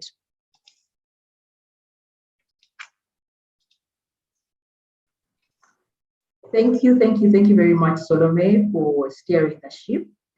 We are about 1 hour behind schedule, and yes, I am, yes, but we're about 1 hour behind schedule, and I hope that we can be able to catch up and still be able to finish at 1 p.m. It might be a wishful thought, but we will try our level best to still finish on time. And since it's 11:31 and we've been listening to a lot of presentations, I'm going to invite the IT team to take us through a photo session, because I have no idea how we will take pictures on calls like this. So I'm going to invite the IT team, that's Liberty, to give us instructions on how we take the picture. And then we will take a 5-minute break after the picture to just refill your cup of tea or respond to that phone call that has been coming through. And then we will come back and continue with the stories from the persons that were part of the people that benefited from this project. So Liberty, would you like to take over? Yes, thank you so much, Isabella. I appreciate that. At this juncture, I'd like us to turn on our cameras so as we take a photo. If it were a physical meeting, we would have taken a physical photo, but now that we're meeting virtually, we have to do it this way. And I really appreciate all of us for staying through the discussions and the deliberations that are coming in from the forum. So all of us, I'll kindly request us to turn on our video, kindly. Thank you. Let's give the rest some 10 seconds to turn on their camera. Please also tell us when to smile so that we do not... Do you have masks on? If you're joining for...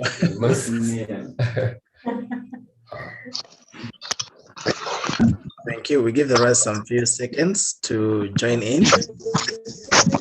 And we can have a smile on our face. We'll be excited. Such a day that it is. Thank you. We can have the rest. Kindly join in with your cameras.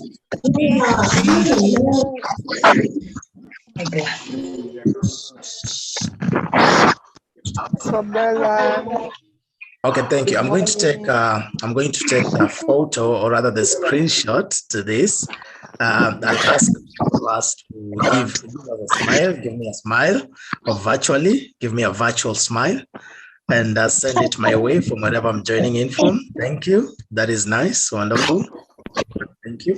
Let me take the second screen because you're quite a number.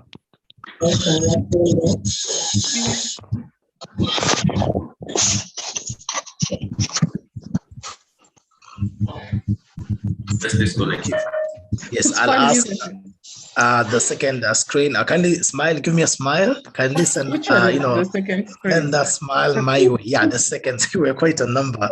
So kindly send me a smile my way. Thank you. Thank you so much for that. Ali, but you're about to start paying us for this smile. Why are these pictures getting me? Thank you so much. We're out of smiles. Yeah, and that is nice. I She's love it. enjoying herself.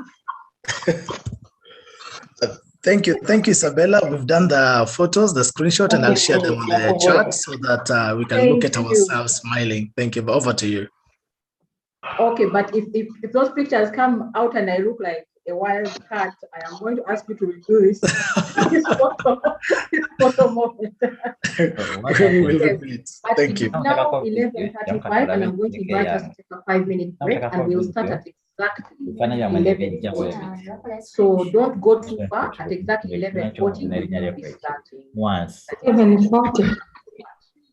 When it is 11:40 that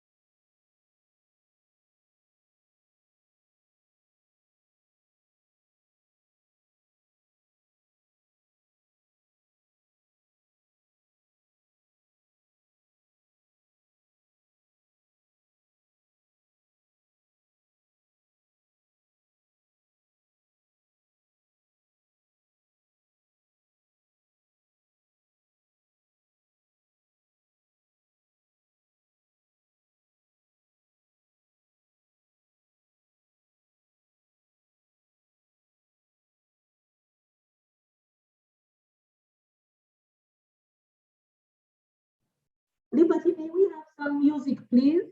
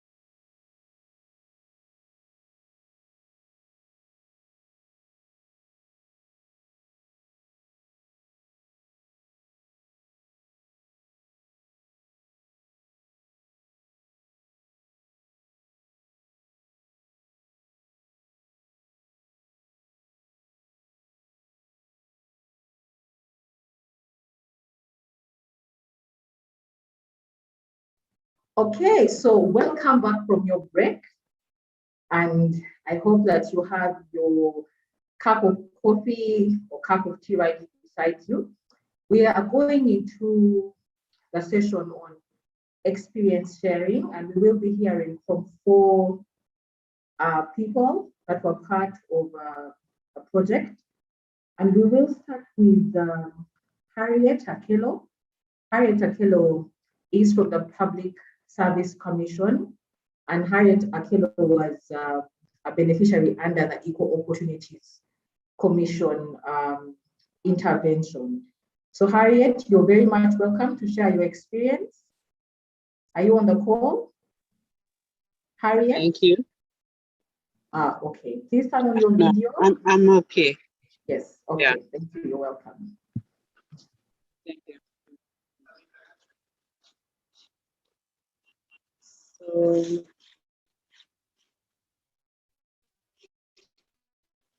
thank you.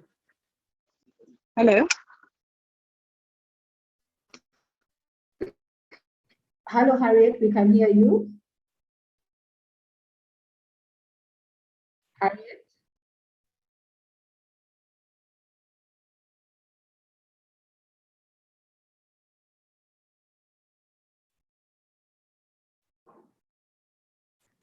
Harriet?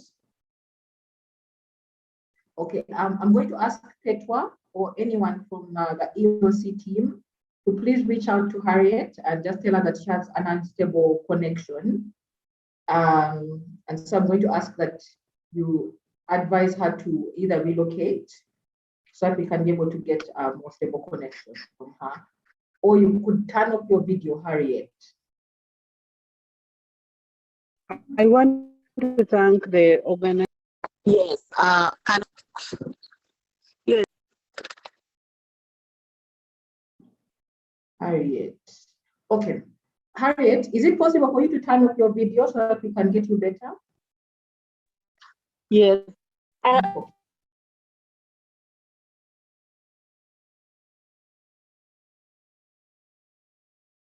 Please go on. Are you hearing me now?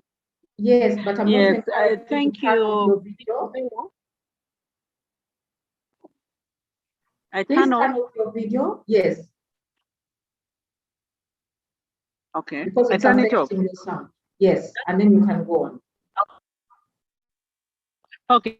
Okay. Thank you, Isabella. I'm grateful for the opportunity you've given me as Equal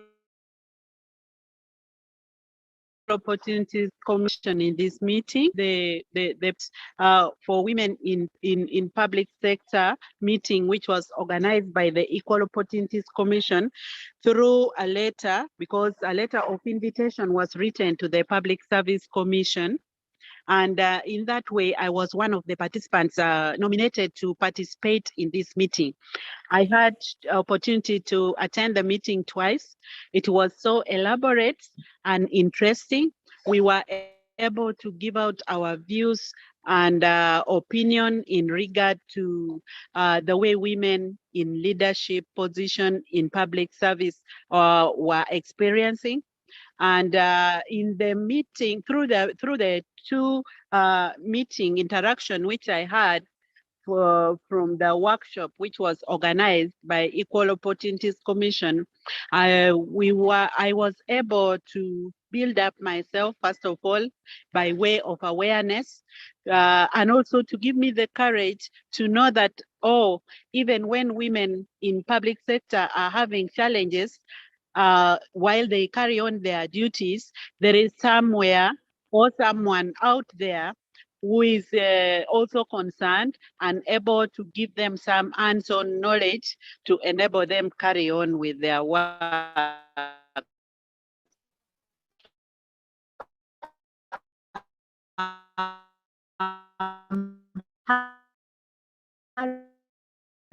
Rosa Kello, Public Service Commission, as a and it is charged with the responsibility of hiring public officers to ensure that the right people are placed in the various job positions in governments. The nature of work involves us to interact with both women and men.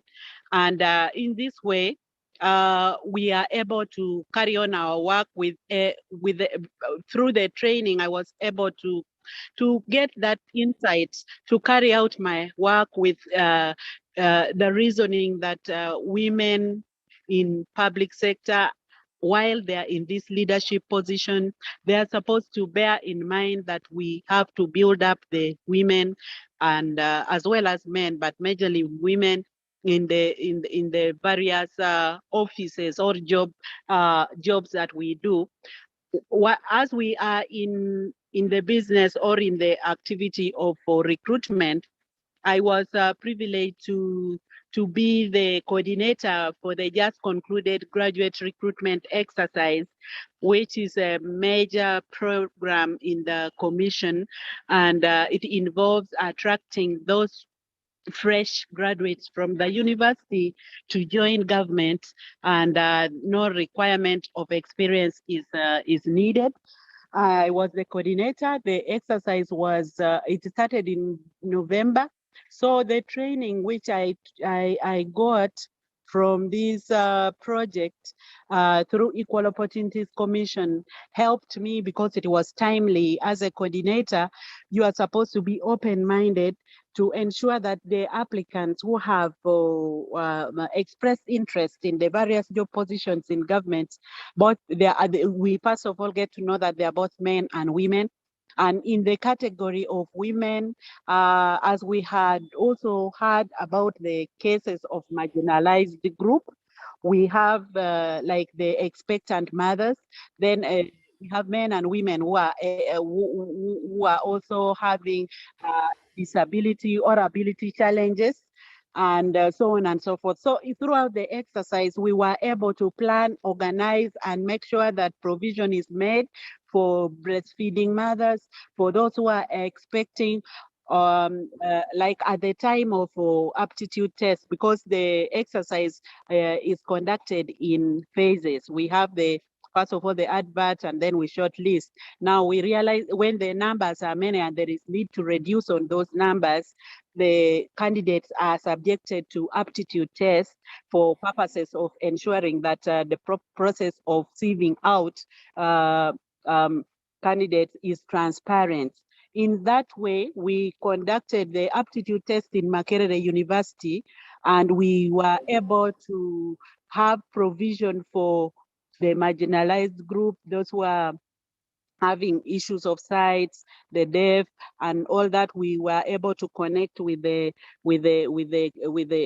School of the Deaf in Kireka, and we were able to bring the gadgets for them to use during aptitude tests, where some of the exams were also taken there for interpretation, especially for men and women who have sight issues.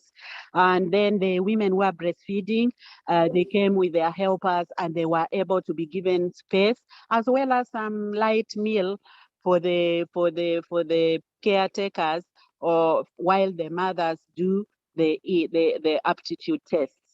So I have learned a lot. I am very, very grateful that this project enabled me and empowered me to mainstream the issues and interests of women as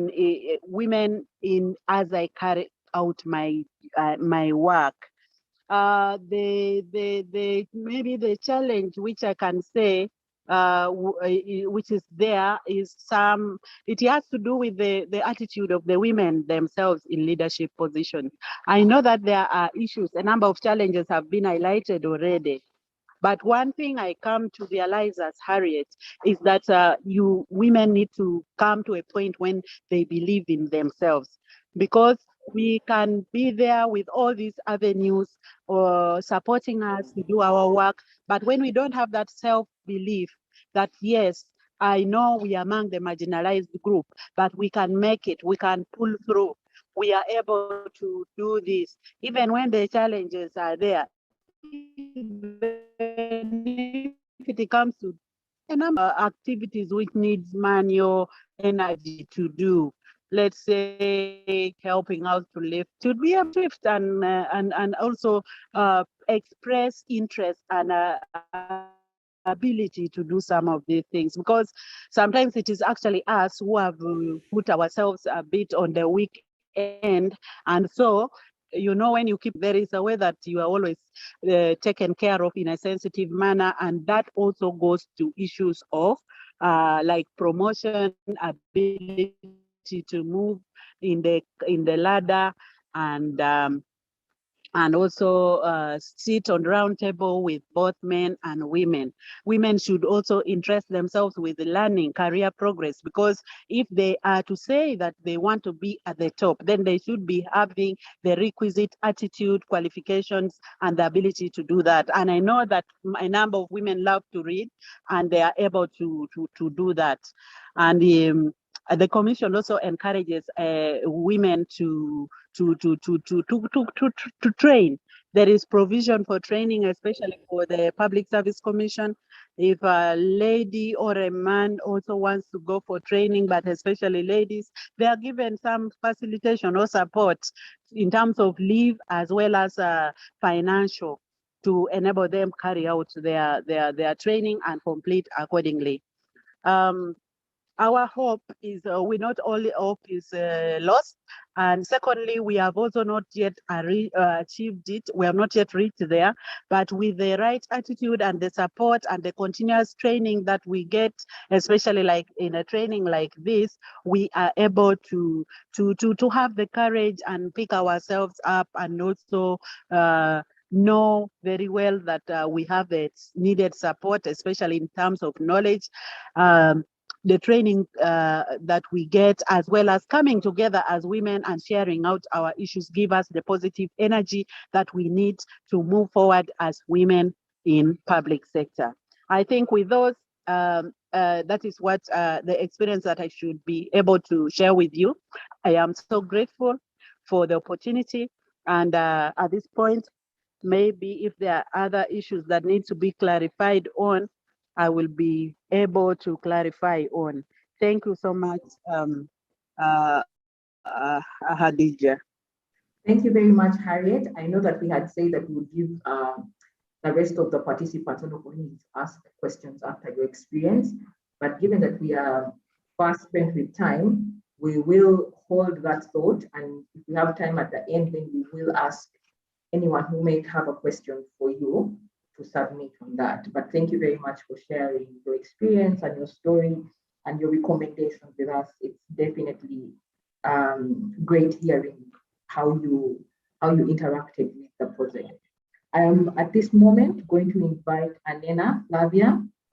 Anena Flavia, are you on the call? Anena Flavia was one of the WIPS beneficiaries under Bamford. We trained Anena while I believe she was at the university, but she will tell us more. Well, thank you very much. I really don't know where even to start from. I'm really very excited to be here. I'm very sorry at some point I joined in and I don't know, is everyone getting me? Yes, we are getting you. Yes, we can hear you. Please go ahead and share your story. You have 8 minutes. Oh, thank you. Sorry for the interference. At some point I got out because of network issues.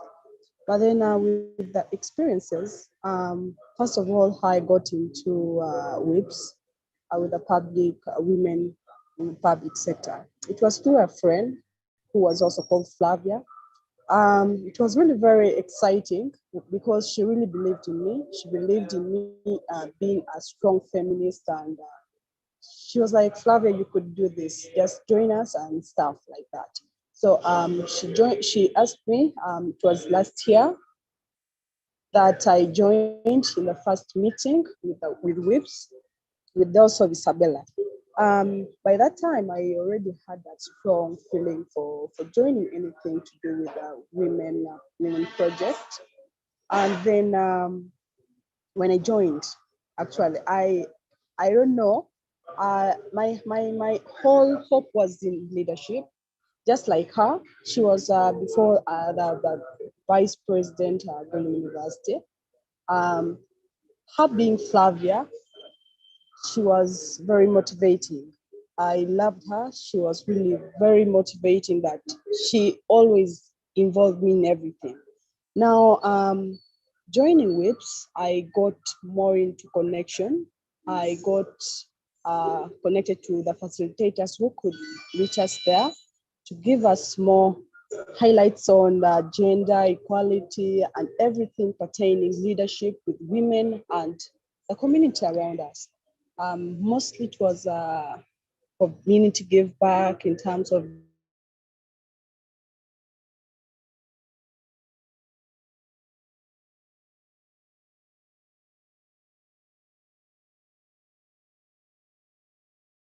made all this interesting. I had a circle of friends, girls whom I met there. I didn't know them before, but then I got to know them very well. But then in that, I was in a process of campaign as the women representative, Convening University. But then they really gave me some serious good support. They were all in support. I made it through. And from there, again, I was appointed as the vice president. So it was really a very nice one, a nice experience, because it was because of the connection through WIPS that I really got into this. I spoke up. I was outspoken that everyone just knew it about me. The main thing that made it very, very interesting is I took up her seat as she was also Flavia and the vice president. And then again, I coming up as Flavia, the same position. It really excited very many.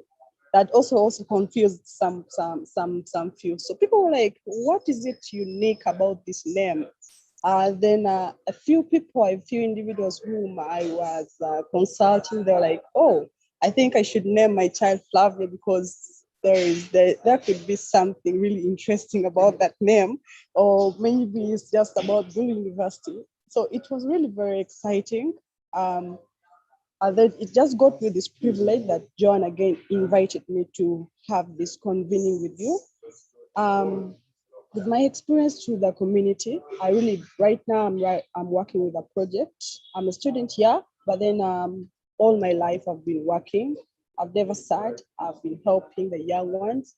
Apparently I'm working with a project during this COVID. We are working with kids, which is a very important thing.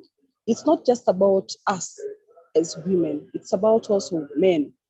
The challenge I faced during this, it's just because of the timing. Sometimes it could come once in a while and then all disappear, then come back.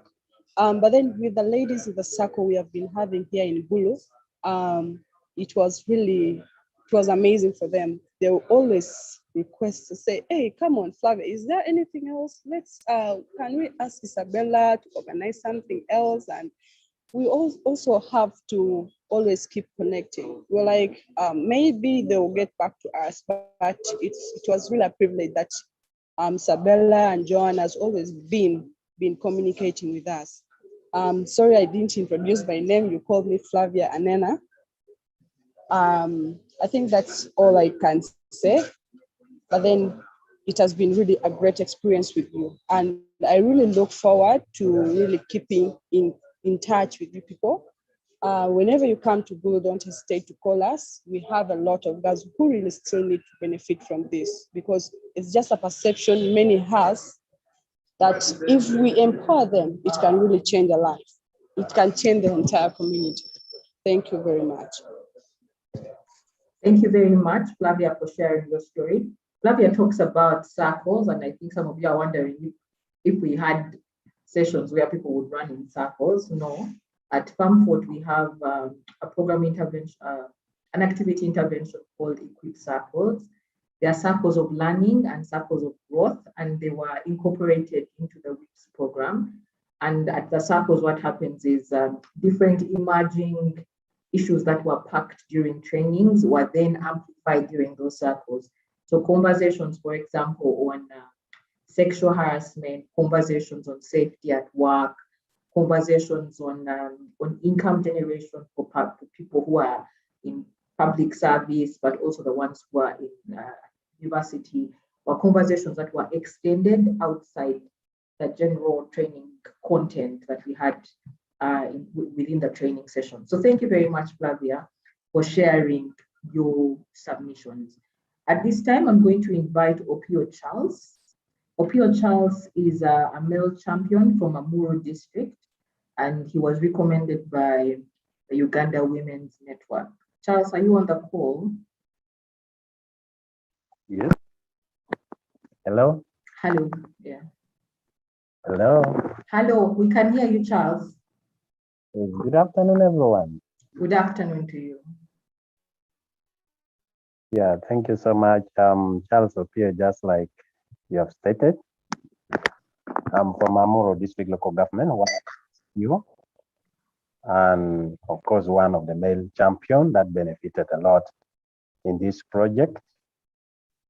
First of all, I want to say I got to know about this project in 2018. And having got the knowledge of this project, I even got very much interested and wrote even my dissertation related to this at the university when I was handling my master's. And out of this, I want to say I'm one of the beneficiaries. At first, when I was actually not yet introduced to this project, in reality, I had at least a gist and an element of patriarchy, which is actually associated to part of my life as a man. Although I am a beneficiary of someone who is actually raised by a single-handedly woman, above all, the one who was not educated. That was the genesis of me actually having so much interest on women-related programs. Because if I'm to briefly narrate, I was actually an orphan with only my mother, since 1996, because the LRA killed my father, and my mother was able to raise me. And up to now, as I speak, I'm a graduate of master who was raised by a woman.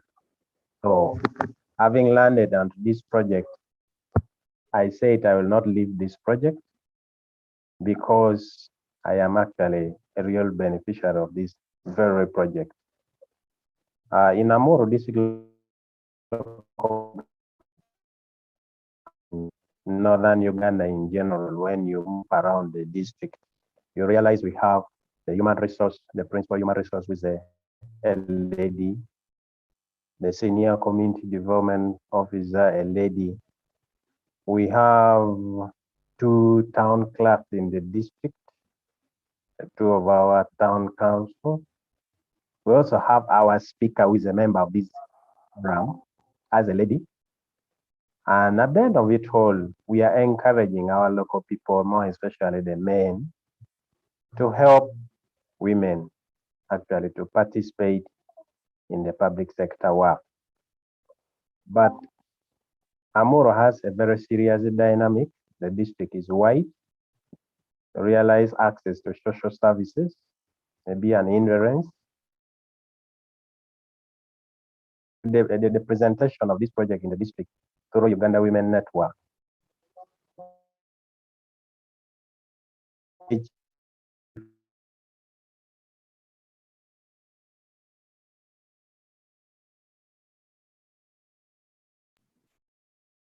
Charles, are you still with us? Charles? So I think we've lost Charles. As we wait for him to come back,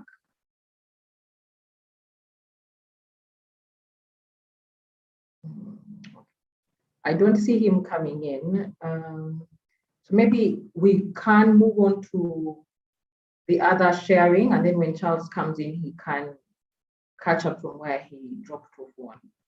So we will invite Ndagire Jessica Nsobia, who is from the Luero District Local Government. And Miss Ndagire benefited through interventions carried out by the Forum for Women in Democracy.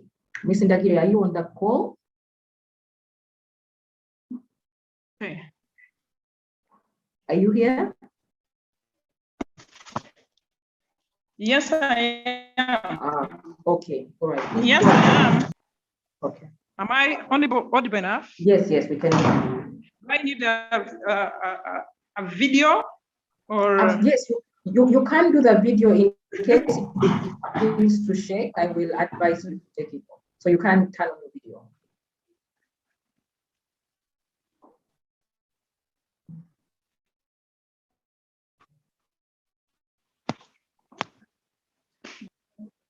Moderator, is that fine? Yes, that's perfectly fine. Thank you so much. This is Jessica Nsobia, the Deputy Chief Administrative Officer. Though now in Mukono, but my experience with WIP was in Luero. Okay, now I'm going to advise you to turn off your video. Is it possible to? Now that it's supposed to be Luero. Okay, I have turned it off. Wonderful. Okay, go on. Thank you so much. Yes. Yes, and as far as the project is concerned, I got to know about this project when I was in Luero as a Deputy Chief Administrative Officer. And during the period, I shared with a number of women in leadership, at both at local and national level. But the most both have their different experiences that, of course, are value additionals. In as far as also my delivery is concerned as a woman. One at a local level, I was able to meet a number of women leaders from a number of regions. There was a time there was a workshop for all the women leaders, and from Iganga, there were those ladies from Iganga, and I really felt so much overjoyed. There was this young lady. It is unfortunate that she didn't go through, but she was very vigorous. She told us, sorry for those who may be affiliated with the side of Islam, being a counselor, she was a counselor, but she also had a butcher for pork. She would deliver, and the way she was talking about her business and also as a woman, I really felt good.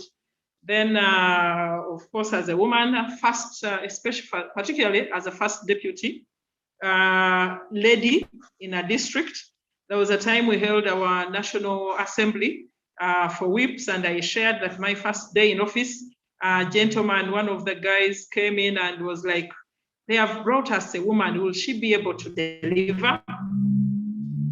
I didn't take that well. It didn't really augur to me well. I was like, it is a woman, will she be able to deliver? What is wrong with the woman and an office? But at least in Luero, one thing to note about is they have quite a number of even like now. The RDC was a lady, the deputy was a lady, I was a lady, and then right now, even it is still the same case, we're transferred right now, the RDC officer is a lady, they have a DO who is a lady, and to me, I got especially I've always been interacting with women, but that time we had an assembly at Africana. Was it Africana? That one gave me, I felt very nice. Actually, that day, I remember calling a number of my ladies, and I told them, we have always been attending workshops, but today I feel, there is some part of me that I feel to now. I always share with them, and one time they really wished to have to join such a platform. I loved it when I saw Winnie Chiza And then we interacted. I would always see her on TV, but this interaction and the way they were pulling us up. And from then, I managed I learned on how to manage my space, both as a woman and as an administrator. It is very important. You know, you must learn to combine that two. I know quite a number have been indicated.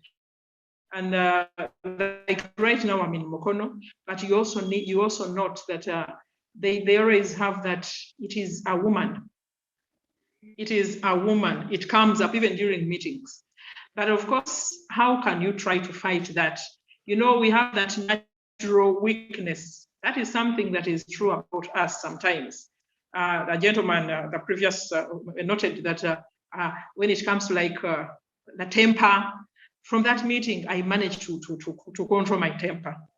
That even if someone comes up and I am not that it is looking down on me as a woman, I try as much as possible to put it to the person that please take me as an officer at this level, not by gender.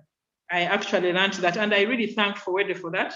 We only faced challenges when it came to COVID, that we were not able to share. You know, it is very important that the physical meets are more important than these than the Zoom, because when you conduct those physical meets, you see the physical of the people, how they present themselves. I actually learned. I got some more about presentation and the confidence from those interactions. When you talk to the women, you get that confidence. And I also feel nice when I get some feedback, especially with the ladies. I've gotten some leaders calling on me that, you know, Madam Jessica, we admired you when we came to Luero.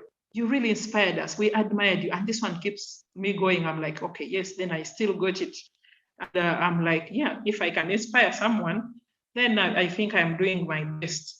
And of course, another is about through Fowede, especially with WIPs, I got to know more about other women in the public sector and how they manage, and that they can be there. And it has given me a zeal. I always tell my friends, if so and so has done it as a woman, I'm sure I'll get there and I'll do it. And I am certain, I always tell my friends, even here, that one time I'm going to be a permanent secretary. And yes, I shall be. I know I will. And all this is because of some of these experiences with Fowede. And I picked up some numbers. There are some ladies I always consult when I have some meetings on how can I do it, especially the confidence. Confidence building is very important. When it comes to, of course, we always have some challenges. We can't live without noting some challenges. A number of them have been sung and over again. But to me, I always take the positive side. And being that for another thing that drives me, and especially that I'm a woman in public sector, we were born 3 girls from my dad. It is only 3 girls, and I'm the firstborn. And so people are like, my dad at first was like, no, you know, with African setting, please, you should try to get out. And he's like, no. Look at my daughters. They can do whatever a man can do. And he was very proud of us. And that was my first hero to give me a push that, Jessica, you're a woman, you're a lady, but you can do it. Mm-hmm. And to me, I feel once we continue with this, it is unfortunate that a project has come to a close, but I know it has impacted on many. And we are pleased. We have ambassadors like Jessica here is an ambassador. I'm already a convertee, and I am certain I'll be able to carry on the mantle.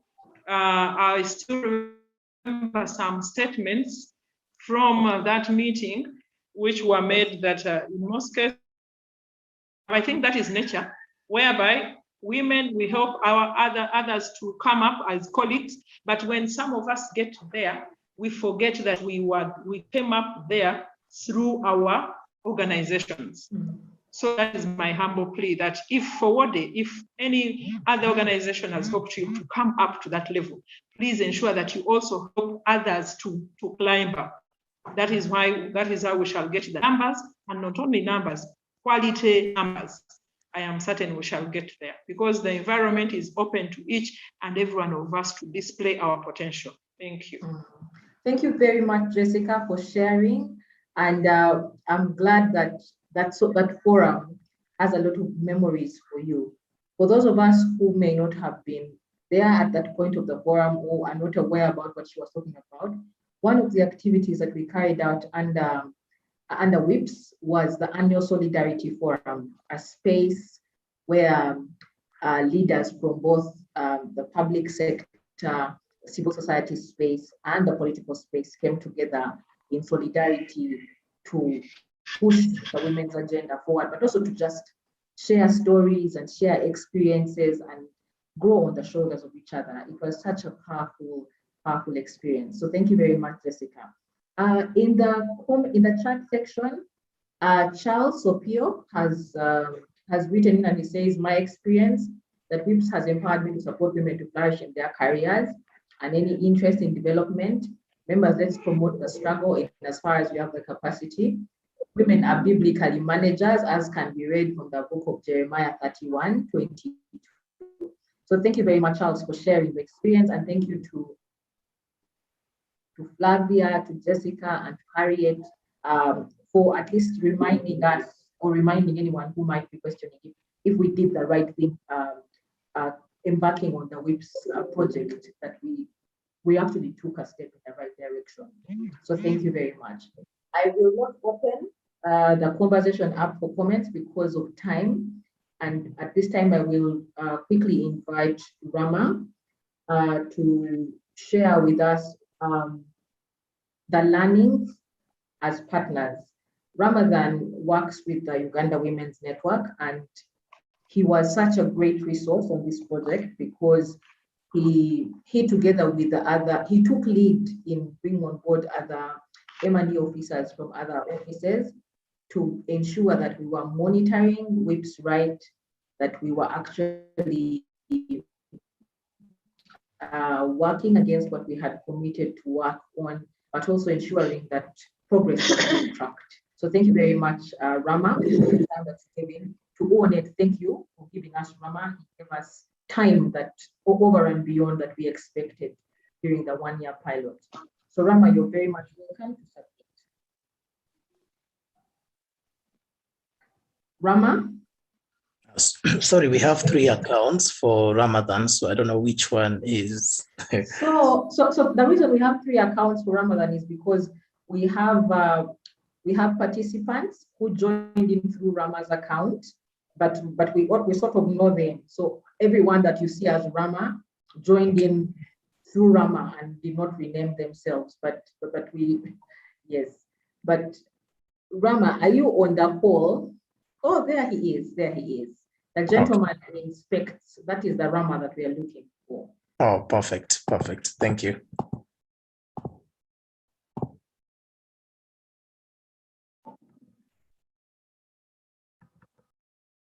I can't share.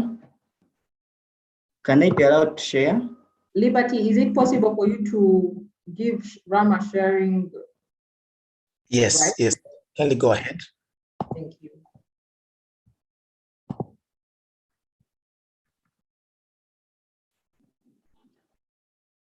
All right. Good afternoon, everyone. I'm by the name of Ramadan Muereza from the Uganda Women's Network on the M&E team that has been part of this project. I'm going to present our learnings as partners that we have learned from the pilot project.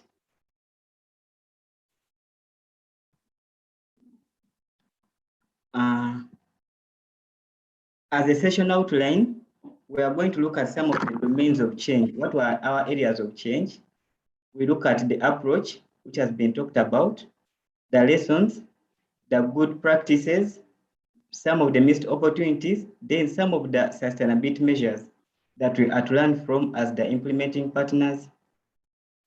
But as a key guide to my presentation is that most of the feedback that we have for learning is either from the beneficiary that we monitored or from the M&D team from the different partners that went in the field to monitor. Okay, to give a quick background about this, the WIPS program goal is women in the public sector, championing public policy making and implementation processes for transformation of all women's lives in Uganda. The program is aimed at addressing gender inequalities in the public sector and allowing women to have their voices heard in the public policy formulation and implementation. It further aims at developing the leadership capacities and agents of women in Uganda's public sector, engage with duty bearers, and ensure that women's issues are part and parcel of the public policy making, as well as the oversight of resourcing for women's rights in Uganda. So that's our goal for the 5-year project, though we started with a pilot. But before achieving that, there are some domains that we really needed to first achieve, and these are the 3 domains that we need to achieve. One of it was duty bearers implement and enforce laws and policies that advance women's rights. The second domain is that women's leadership within the public sector is increased and vibrant movement is built.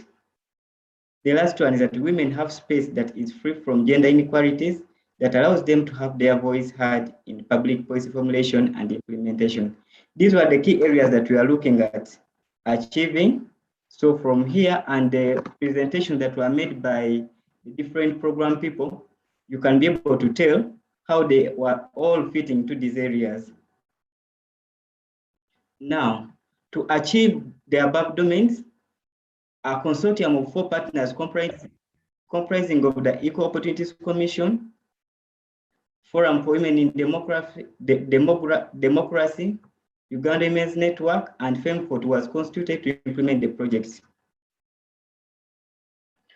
What have we learned as partners?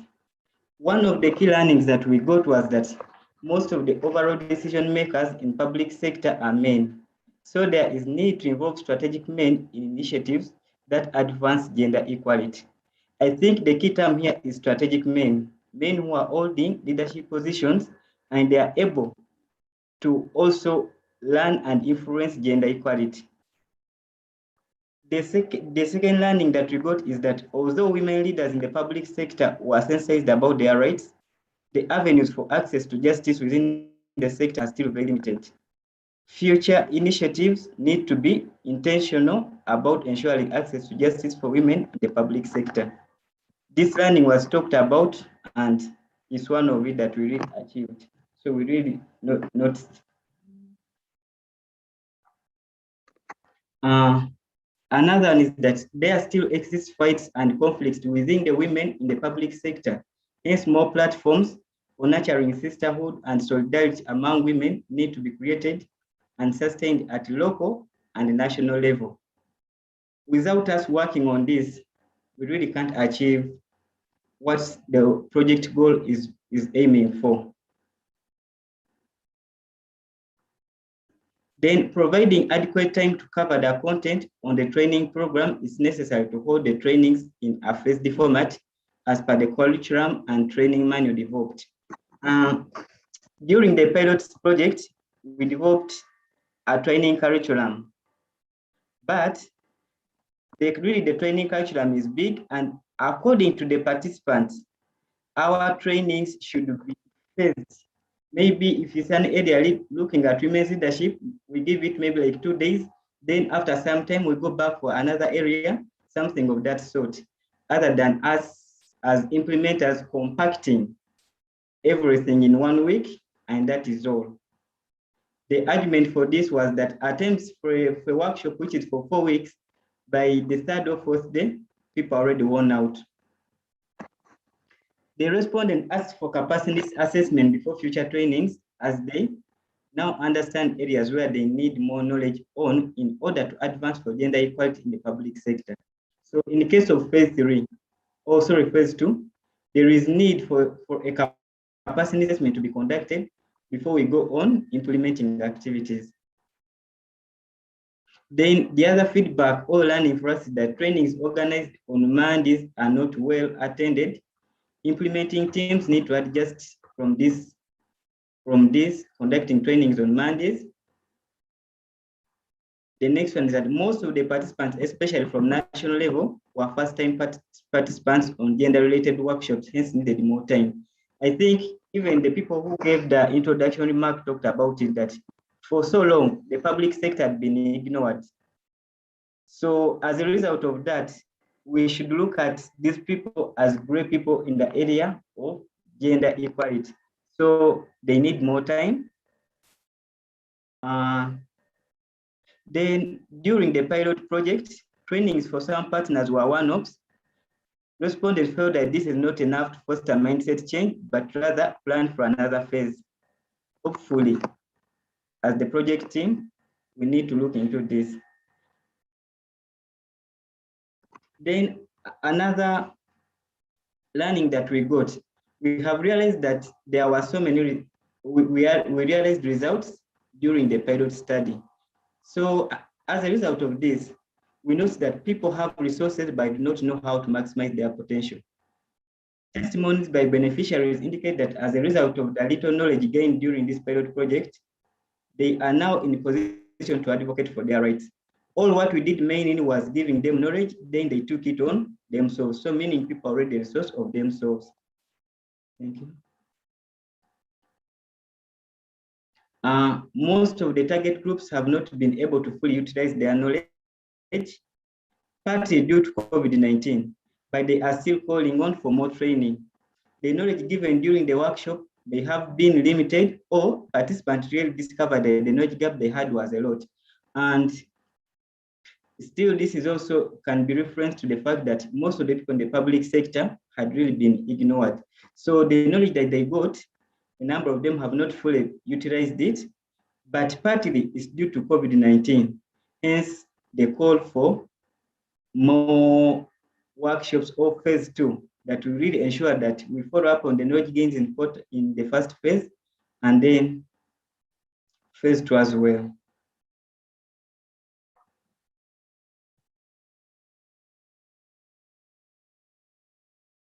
Then let's look at some of the good practices that were as a result of this pilot project.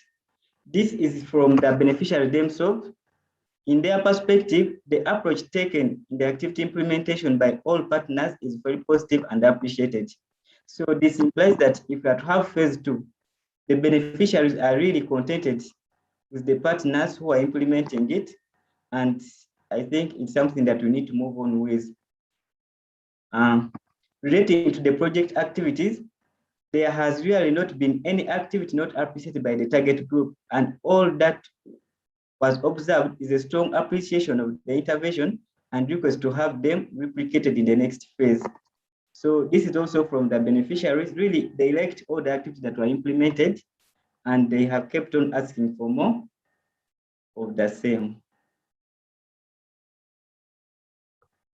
Then involvement of some members of the District Service Commission and some men holding managerial position in the public sector was also a very, very good practice. Members from the District Service Commission, they are fully responsible for, they participate in the recruitment at the district level, and then also the districts. Okay, so their participation and getting knowledge on gender equality, it's a very good practice. And as you listen to the people, to the staff or the project staff who are presenting, they talked about some people taking on more position within the district. It's partly a result of this. Then some men holding managerial position also being involved in the project. Unfortunately, the male champion who was presenting went off, but he was also talk more on this. Although the other request is here that although we have some men, there is need for more men to be involved in advocating for gender equality in the public sector. Then these are some of the practices that participants requested to be continued in the next phase. The participants or the beneficiaries, they feel that reflection platform for issues affecting women in the public sector. The reflection platform included activities like the annual solidarity forums, and for participants requested for platform for both men and women in the public sector to reflect on issues that affect both women and men in the public sector and develop joint action. This means that if we are to have the next phase, we really need more reflection platforms. And then continue building capacity of women on women's rights and advocacy in the public sector. They feel there is still no more need for this. Continue engaging the district service commission as they are core in the recruitment at the district. Continue providing information that's necessary for gender mainstreaming in the public sector, such as the status of gender equality in the public sector. I think this was published by the Equal Opportunities Commission. So the beneficiaries feel they need more of this information to continue. Yeah, despite the above, still the beneficiaries thought, or the M&D team that did the monitoring thought that much as we have attained results here, there are some institutions that were really necessary that were left out. Amongst this is the National Planning Authority, since it's fully responsible for planning in the country. Then the UBOS, that does the data collection and things of the like. And then the National Curriculum Development Center, just because of its role developing the curriculum and the likes. Participants believed that if we are to have phase 2 of the women in the public sector, we need these 3 institutions on board. What are some of the main risks here? We identified 2 risks for the projects. One of it that some of the targeted beneficiaries, especially those on the District Service Commission and senior managers, are approaching retirement. So this may hamper the project, and hence need to target junior staff as well in the future project. And then the other, fear of some women in the public sector to participate in advocacy at workplaces due to fear of losing. In this, a number of them, when we were even doing the monitoring, they could even say that, please don't quote my name anywhere. Don't write my names anywhere. Like, they feel they have to give you the information, but they don't want to be mentioned. Ideally, that means that even if they're in a meeting where there are issues affecting women, they may not mention it. So that's one of the areas that in case we are to have phase 2, we need to work on. Otherwise, in case we don't, it will remain a risk. Then a few of the sustainability plans that were in the pilot project were the various capacity building that were conducted. I think all partners did this. Then developed a curriculum for training policymakers in public sector on gender mainstreaming. Yeah, this was done by Ford and shared to all partners, which guided trainings. And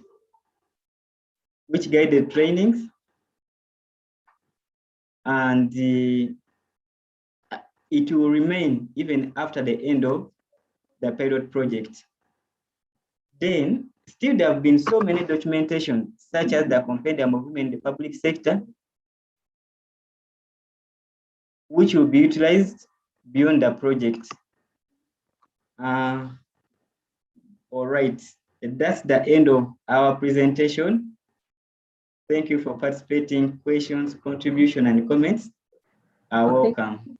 Thank you very much, Rama, for your presentation. And I will open it up for 2 or 3 comments or questions. I will also, part of the 2 or 3 could be Jen, in case Jen has a rejoinder to her question. But if the question has been answered, then we will let her pass. So are there any questions or comments around what Rama has presented? Oh yes, so Jen's hand is up. So Jen, please unmute yourself. For Liberty, please unmute Jen so that she can submit.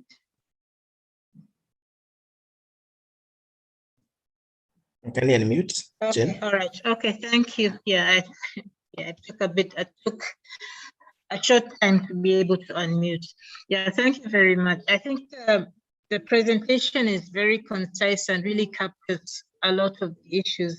Maybe which I think will really inform the way forward for the project. Maybe one question that I would like to raise based on the risk factors that were mentioned, and I want to link this to the presentations that were made earlier by the executive directors, you know, in terms of one, the issue around, I think that in this presentation, Rama mentions that there was a hesitancy, some level of being uncomfortable to advocate around these issues by some of the project participants. And then there was an issue raised around the manner in which the challenges over the past year or so, which have manifested in some ways around issues of civic space sometimes, and how organizations are sometimes perceived. Now, based on those two issues, I think one of the most important elements of ensuring that you have gender mainstreaming, you have approaches that support equity, women's rights in institutions, and in this sense, in the public sector, is to ensure that you have the political will. So political will is very important. And then from there, we can move on to issues of accountability around all these frameworks that we develop and, capacity strengthening, etc. So I think that should be, in terms of the approach, if we're looking towards sustainability, I think that should be one of the elements that is considered through the various fora which exist, if it's from the level of the local government, because there was a slide around institutions that have been left out and should be included.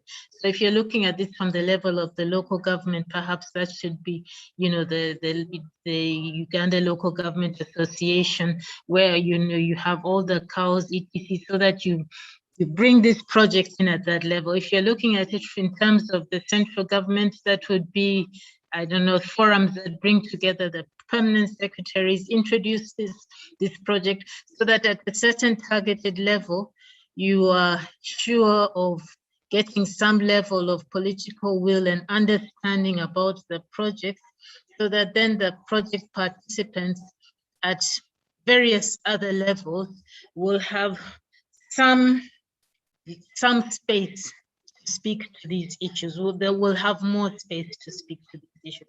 So that was just one comment I wanted to make, but a very, very good analysis, which really encompasses all of the key, I think, learnings from the project. Was unmuted. Thank you very much, Jen. I believe that your reservation is tied into a recommendation at the end, and so we will adopt it as it is. Anyone else who might have a question or comment? Question or comment? Okay, none. Rama, would you have anything extra to say? Oh, okay, I have a hand from Bernard Okello, and then we'll close this. Yes, Bernard?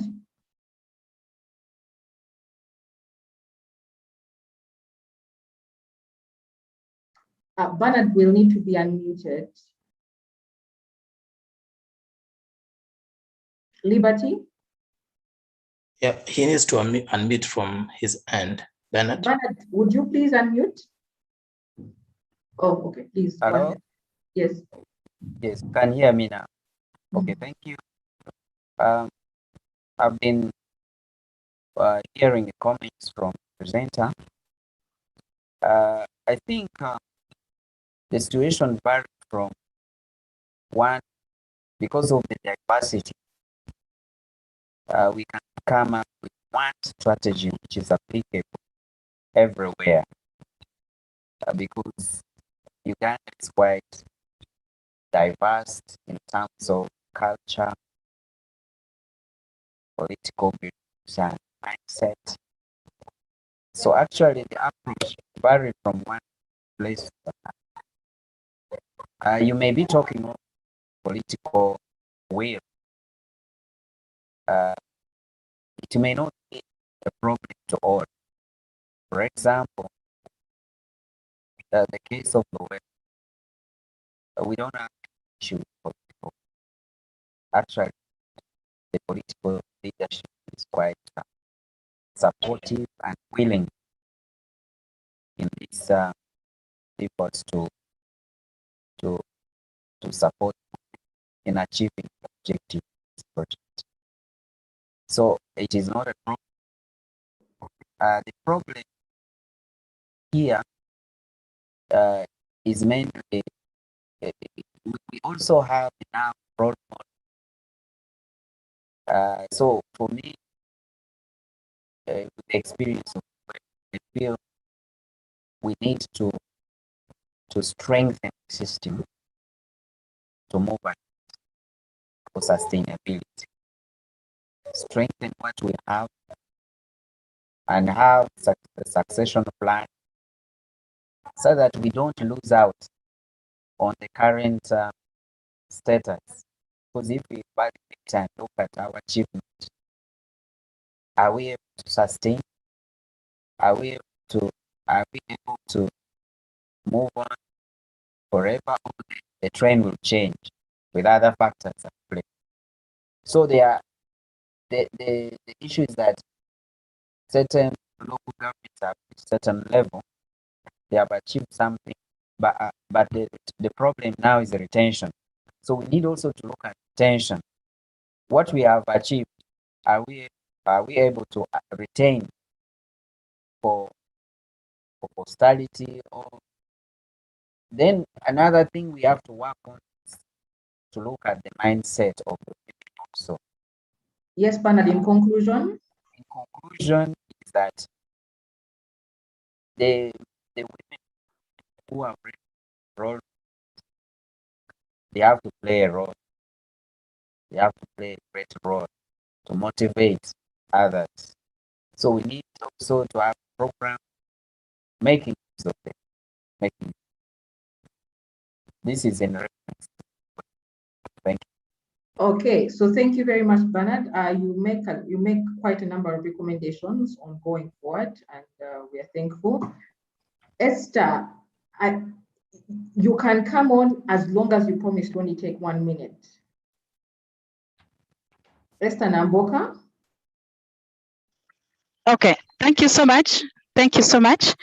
Colleagues, I don't know if we make an observation that there was a deliberate appointment of women by the president into the different government institutions or public spaces. Can we, under monitoring and evaluation, can we attribute a small contribution from this project that maybe it could have made a trigger, however small or insignificant it may be? Can we state it under monitoring and evaluation that maybe the project contributed to the president's appointment of different women in the key positions of the government? Thank you. Okay, so thank you very much, Esther. And I'm going to loop Rama back in. So Rama, there's a couple of questions. One is you might want to respond. I know that Jen provided proposals, a lot of proposals, but she had also had a previous question. So in case there's anything extra you want to add on that, please do. The second one is we have a question from Fiona Ibanda, who asks in the chat section, were there any anticipated risks during the project design and development? What were they? Did you encounter any during implementation? How were they addressed? Yes, so those are the questions. Can I ask one more? I'm sorry. Oh, okay, all right. Yeah. Okay, I'll be very brief. Just one additional question. Yeah, Yes. Rama mentioned that because there are many people, you know, at a certain tier in the public service who are retiring, it's important to target the lower levels within the public service. But I think if you look at the public service, the structure in terms of where women are placed, it's almost like a pyramid, you know. So therefore, it's important to have interventions that target the middle management level as well as the base of the pyramid, which is where most of the women are. So that is where, I think that's where the interventions have really focused on. But bringing in the farm food perspective, you're also going to the entry, those who are not even in that pyramid level yet, but are aspiring to be. Yeah, so I just thought that it's important to recognize that apart from, you know, looking at what indicated is the lower level, I think that was in the presentation, it's important to look at the middle management level, and those who are still at those few women at the higher level who can continue to aspire, and, you know, others, and then the ones at the entry level, because I think that's the model that you seem to be applying. Thank you. I'm sorry for jumping in. Sorry. No, not at all, not at all. I think this feedback is very much helpful. So Rama, over to you, and then I might come in to say something. But yes, Rama. Rama?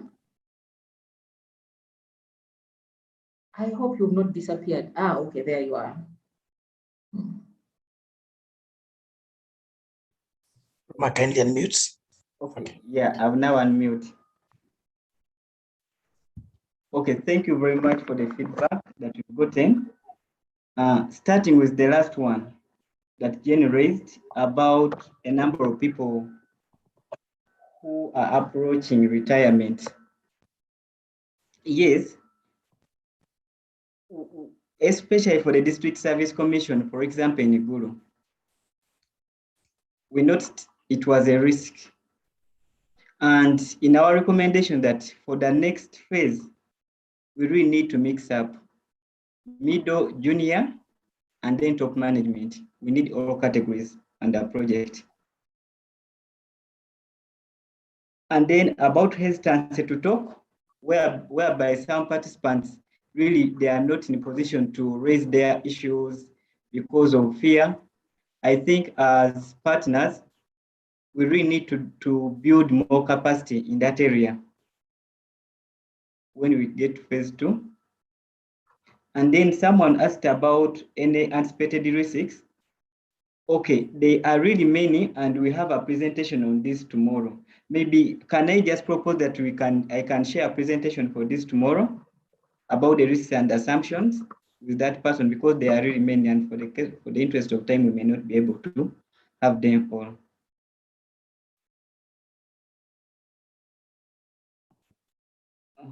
Are you done, Rama? Yes, I think I'm done. I'm not sure if I have any other question. Okay.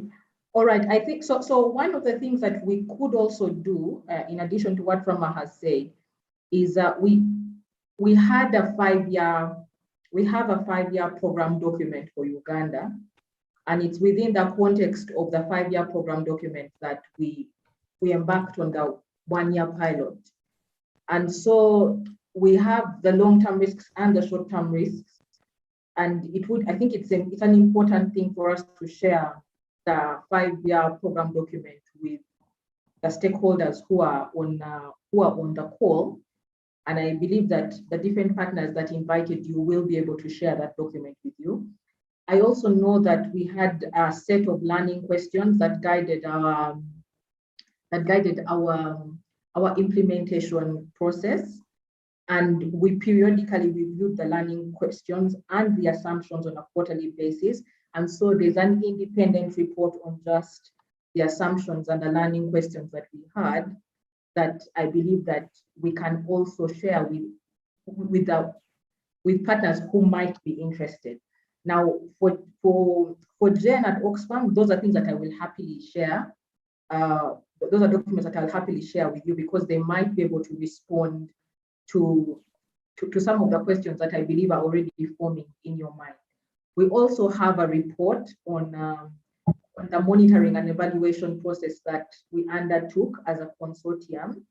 And again, I believe that that is information that we can ably share with partners who might be interested in that, in those documents. Jen had highlighted on approaches and targeting mid-level, mid-management level, and then entry level, and we totally agree. It's an approach that that we thought through.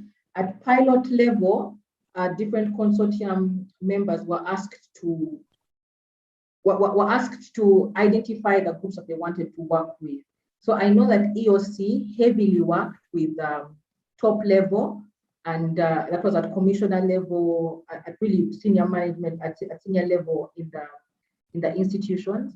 I know that that Forward and WARNET worked a lot at district local government level, but still senior level. And then we at FarmPort worked a lot with entry and lower level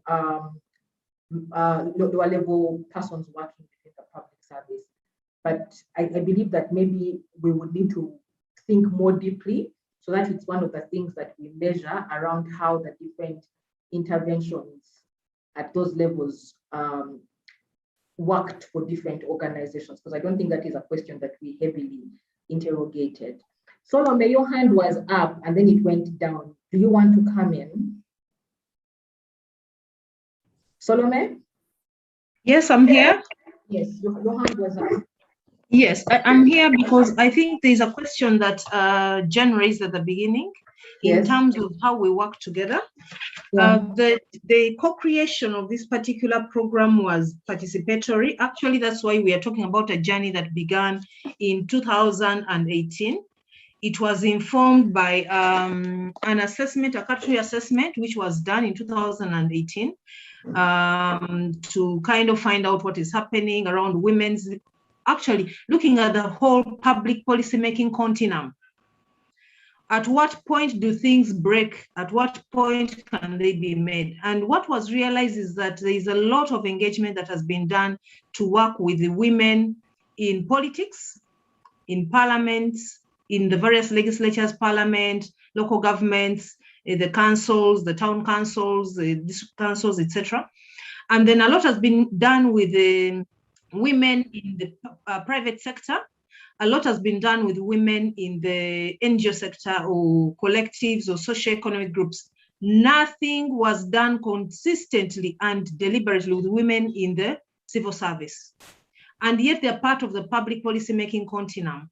But then also another thing that was realized is that the civil service, the leadership in the civil service is predominantly male, because that's the structure of how the civil service is, but generally society is structured like that. So the design of this particular program was a participatory.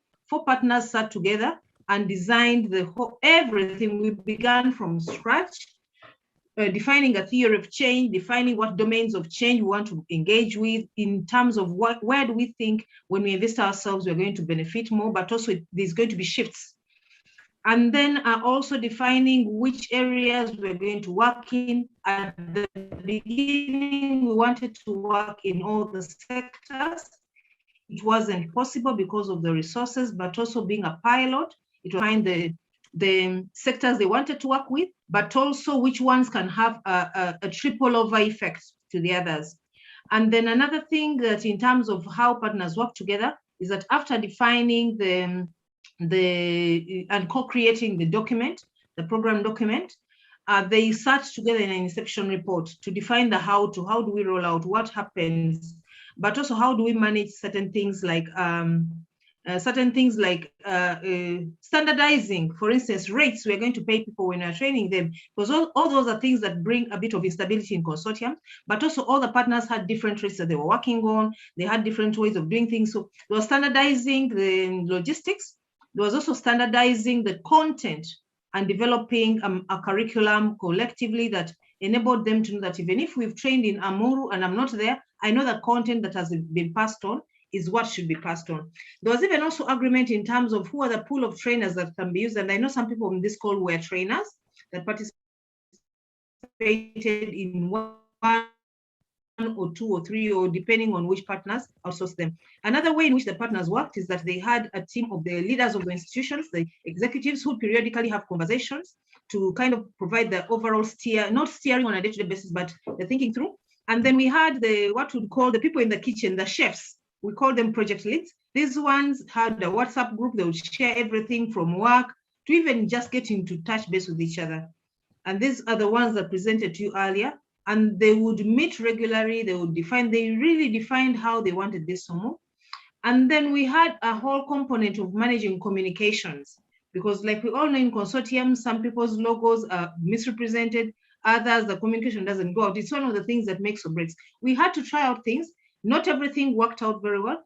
And then there was also a part of the thing about the consortium is that a conversation was held within Robert Bosch. How do we work with 4 partners and they all do not have a central point who is like coordinating? So the decision was taken to say we will have to split the functions of programming to be supported by myself as the country representative for Robert Bosch. And then the financial bits and finances and granting are going to be managed by SIFSOS Africa. So that is how that moved. And so the partners will receive their resources and then be supported by a pair of 2, somebody supporting on the programmatic bit and then the financial bit. And then, of course, we set ourselves learning questions, this being a pilot, and then we'll periodically meet to say how far we are moving. One thing was very clear is that we set the learning questions, we set ourselves high for, they were really very high end, not for a pilot. That's one of the things that was realized by the second learning convening, which would happen quarterly, that partners realized that some of these actually are learnings for 5 years. So that is how the things moved. There were some interventions that were collective and then others that were separate, but generally partners would know who is doing what where so that they don't step on each other's toes as they're out there in the field. I hope I've been able to answer some of the questions and in terms of how people worked. But just like all relationships, some things worked out very well and then others were such a mess. But all that enabled for picking lessons that will inform the bigger program. And that was the reason why it was a pilot, for us to pick the learnings and test the waters and see what works and what doesn't work. One thing was very clear. By the time I think the inception was rolling out, it was very clear that there are some public sector institutions that were not included. For instance, the Ministry of Public Service and the local governments. And that was one of the recommendations that came out from the first learning session, where it was felt that in the main program, particular institutions will have to be there because they handhold, and also their mandate is to bring together the public service at a national level. So I think that answers some of the questions, and I hand back over to you, Isabella. Thank you very much, Salome. And at this point, I would like to invite the Robert Bosch team, and that is Miriam and Frank, to take us through your learnings as RBSG. Yeah, hi. Thank you, Bella, and thank you to all who presented before. And I think lots of learning was shared. And yeah, I'm actually quite impressed to hear after just the one pilot year, which was definitely a very unusual year, which we all know. I think you've achieved a lot, and I think this is very impressive for a pilot. So maybe I don't want to keep you too long because I feel like the pressure of me I'm the one between you and your lunch break. So I'll keep it brief and short. And maybe there's a bit of a different level of learning, obviously, as we have a different perspective on things. So we're much more from the outside, basically, as a funder. But anyway, there's definitely a few lessons I share, and maybe I'll just keep smiling at you, and I won't share a presentation. Yeah, so I think for us, and you might not know that. Well, I mean, the WIPS consortium knew that. I mean, we had a change of strategy. This is why, unfortunately, the Robert Bosch Foundation could only commit to this pilot year. And we had a complete reset of our strategy, which also means actually we're not present or working anymore in East Africa. But the WIPS program has fundamentally shaped our new strategy in the team where I am now working, which is the Peace team. And actually the whole setup WIPs, we kind of like could take loads of learning from WIPs. So for example, just to give you a few examples, for our peace strategy, what is going to be very crucial is actually that we say we support mostly locally led peace building. And by doing this, we basically say we as a donor, we don't set the agenda at all. So it's actually all, you know, organizations in conflict affected areas and people in conflict affected areas who are going to tell us what is most needed. And to be able to do that, actually, we need to set up a structure which supports, you know, this agenda. And this is very similar to the WIPS structure. So we kind of like what we call basically what Solomon was for us for WIPS is now what we call a convener, basically somebody who can support, you know, who is from the country, who knows the context, who knows the partners, who knows the people, who has the contacts, etc., who basically is going to be our face in the country because we're not going to open offices anywhere.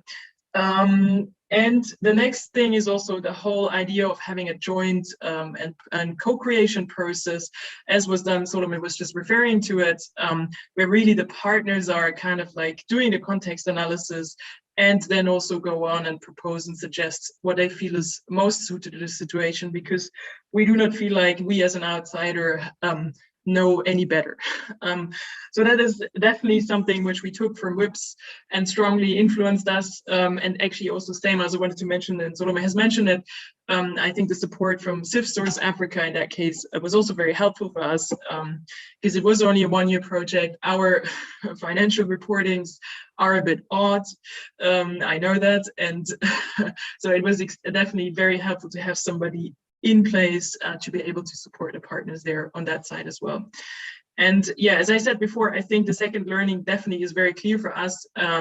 We wouldn't have been able to manage this program as well as it was done now if we didn't have a country consultant, well, especially with Corona now, and I think everybody knows that, I think it becomes even clearer that, you know, the local knowledge and local expertise is there and needs to be used and can manage much better than when, you know, expats fly in from time to time. Maybe another learning, but this is also probably not new for anybody here. I think fundraising has turned out to be much more challenging than what we had expected. So because we knew we would be able only to be around for a year, basically we said right from the start, we'd like to you know, also put a big focus on fundraising and finding another potential donor who could take over, because we do see a lot of potential in this project. And I think just the session today has proven true to that assumption. And I think obviously with Corona and the elections in Uganda, I think things turn out much more challenging. And obviously lots of donors have changed their focus during the elections, but maybe also, well, and maybe, but definitely also due to Corona. So that is unfortunately something which we're still hoping for, but we haven't achieved it yet. So that was for us actually one challenge together with Solomon to actually really find somebody who else who might be interested in taking over this project. Another learning, I think, for us was, and I think Solomon said that, and maybe I should show you a picture, how complex our co-creation process ended up to be. And I think everybody who was involved at the time remembered that big wall with all those various activities. For a pilot project, that was really complex, and I think you all managed extremely well. And I think one of the learnings we took though out from that was, and I think that was a bit of a challenge for all of you, was that, you know, we had joint activities and actually the budget was distributed across organizations. And I think from our point of view, looking back, it would have been better, you know, to say the funding goes to one organization, you can still jointly organize it. But, you know, in terms of financial management, I think that should be better channeled through one. Because I think that was also challenging for all of you, and that could probably saved us some headaches if you had done that better. But in that case, I also have to say, obviously, we had, I think in total, probably like 2 or 3 months actually to do the design. And obviously, ideally, we would have had a bit more time there. But I mean, if you only have a pilot, obviously, at 1 year, you also don't want to be stuck in planning for too long. But that's definitely one of the learnings we take from that one. I don't know how partners feel about it from our point of view, because as I mentioned before, our financial reporting requirements are a little bit odd in comparison to some other donors. We felt it was very good to have a financial interim report, because I think that also helped partners a little bit to understand what we expect and what they have to watch out for. So I think the final reporting was then much easier than if we hadn't had that. And another learning, I think I was surprised, and I'm very pleasantly surprised that actually Rama, who was responsible for meal, you managed to make out so much out of this meal, which I have to admit I was a bit critical of at the beginning, because we said, you know, this is a pilot, people just feel free, try out, you know, feel free to learn. We don't know, we don't need indicators, etc., etc. But I think all partners were actually quite keen to be much more precise on what you wanted to learn and how to measure what you wanted to achieve. And I'm really impressed what you actually were able to do in this 1 year, because I felt always like, you know, 1 year you shouldn't be expecting too much impact. But I think that was definitely much more impressive than what we had expected. We were much more relaxed on meal than than the partners actually. And maybe just one last one, and I think we all know that. I think that is probably in the nature and inherent in this project as such. Working with governmental institutions takes time, much longer than you think. And I think everybody involved in those institutions knows that very well. But occasionally I have been kind of wondering if, you know, if you only have 1 year pilot time, obviously it was tight. And I just remember our colleagues at EOC, and actually for us, it was one of the first times as a foundation to work with a government body. I remember when Daniel was struggling actually to just open up a bank account. That took much longer than you would expect, or with any other organization. And just the procedures involved in all of that. While you have, obviously we had very committed people at EOC and very involved. Thank you for that. But obviously you had procedures to follow, you had certain things to set up, and that took much longer than what we expected it would take. And I think sometimes maybe the partners as well. But that's probably something we just all have to learn and take away from that. You have to adapt obviously to the rhythm of your target group. And yes, I think you did really well, and also thank you very much EOC for for sticking it out. I remember Daniel was saying between writing a bit desperate messages. I'm really sorry we still don't have a bank account, but in the end we all managed. So thank you again from our side as well, and thank you very much also especially to Salome, because without you I think that wouldn't have happened the way it did. And we're kind of like always saying now for all our peace program, actually would like to clone Salome and move you to West Africa and have somebody like you as well. But also thank you very much also to Bobby at DivSource for the financial support of the partners. That was definitely also very helpful. Thank you. Thank you very much, Miriam. I think we were all quite shocked at the amount of time and effort that it took to open up a bank account. And, and yes, those are part of the realities that we had to deal with. But thank you very much for sharing from the foundation. And once again, on behalf of the partners, we are extremely grateful that you walked that journey with us. It's 10 minutes after 1, and I apologize because we should have finished at 1 o'clock. But we still need to have Salome come on. So I'm going to invite Salome to come in and just give us a reflection looking at the future. We have a second day tomorrow, and we will be looking at, we'll be looking more into the future, but at this time I'm just going to invite Salome to take us through that session, and hopefully we can get you out of here in time for your next meeting. Thank you very much. I'll not take so much time because there's a whole day where some of us on this group are going to sit and thrash out really how this future looks like. Great news first, from what I've heard from all of us here, but also for the last 2 years, 1.5 years of running around to do a pilot called WIPS, the future is there. We are not ending at a pilot. In whatever way, I know one of the things that many people are worried about is around money. Where are we going to get the money? And so that is a conversation that is going to be held, but also in terms of defining how that looks like. So one of the key things about the future we take from here is that the pilot ended successfully, and we picked a number of learnings from that pilot. We've spent the last 4 or 5 hours talking about those learnings, but also those learnings are informing the future. Where do we see WIPs? How do we pick the learnings from that to move into the future? So the future is that WIPS has potential under the 5-year program. The good thing with WIPS is it has a 5-year program document and a budget.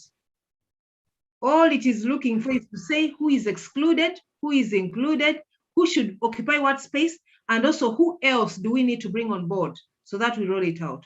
And who is willing to try out one of the firsts on the continent to invest in women in the public service. Because who is tired of investing in women in all other sectors and wants to have a change so that they can be able to contribute to the whole public policy making continent.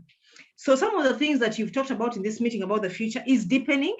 We are all talking about, yes, if we want to go to the future, let's deepen. Let's identify who is left out. Let's deepen in terms of when you talk about local governments, beyond just the few we are working with at the top, beyond the few districts and regions we worked with. How can we scale up? Who do we need to bring on board? The local government authorities, do we need to have them on board? The Ministry of Public Service, do we need to have it on board? The Education Service Commissions, the Health Service Commissions, because there's need to reach out to spaces where a lot of the public servants are organized, but even also the recruitment and support mechanisms. Another thing about the future is around working on justice for women in the public sector when they are violated. At what point do we work around ensuring justice? Ensuring that they speak out, ensuring that they are not scared, or even others are not scared. So that is something that about the future that we've also talked about. Another one is around male engagement, scaling up and learning from the experiences of the pilot to scale up. Work with the men who are positive about change, who are willing to walk the journey, who are willing to write the narratives again. So there is a whole component around male engagement, which has to be invested in, because that one is around infusing male engagement interventions existing at the moment, but also having WIPs have that as something that is huge. Another thing is really around putting heads together to mitigate the risks. The risks have even become more complex now with COVID-19 and the post-COVID world. Another thing about the future is working in a way that appreciates the realities of us living in a COVID and post-COVID world. How does that look like? Especially around the technological divides. Even this particular meeting has been complex because some of us would not access technology, and that is perfectly okay. But how do we organize in a way that acknowledges where we are, but also that bridges that gap, but doesn't lead to inequality? And then there is also conversations around looking at women in public sector, not as a homogeneous group, but a diverse group. Therefore, the interventions, some of these will have to be diverse and acknowledge the diversities therein and how vulnerable some of these are around age, disability, location, even location in the public sector itself.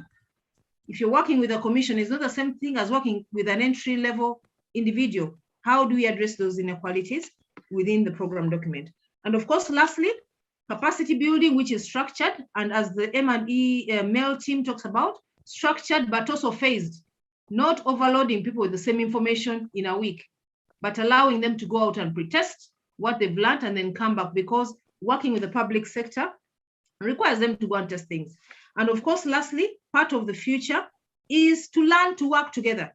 This particular pilot was enabling NGOs to work harmoniously with the public sector, because at the end of it all, there's a Ugandan out there who doesn't care where you're located, but you're their leaders who have to deliver on particular deliverables. I think I've captured well enough. Part of the bigger future to define all that out deeply will be tomorrow, where a set of us on this call that have been already notified are going to put their heads together to say, how does that future look like beyond this particular meeting? With that, I'd like to hand back over to you, Isabella, to take us to the next steps, but even also to wrap it up in terms of who were the key people that held this space together, because we might not get an opportunity to acknowledge everybody. Thank you very much.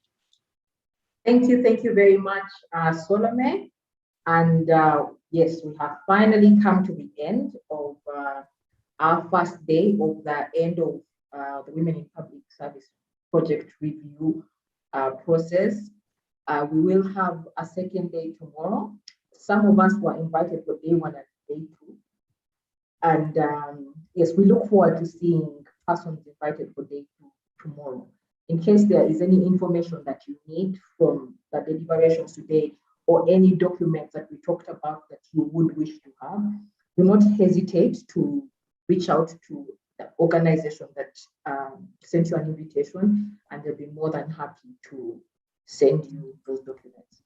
For the people that were only invited for day 1, you will receive a data reimbursement of 50,000 shillings at the end of this meeting.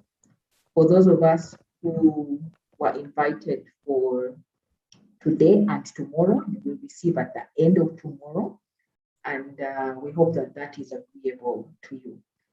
At this moment, I am going to invite Hajat Safia Nalule Juko. Hajat Safia is the chairperson of the Equal Opportunities Commission, and she will be giving us closing remarks. Hajat Safia, are you here? Hajat Safia?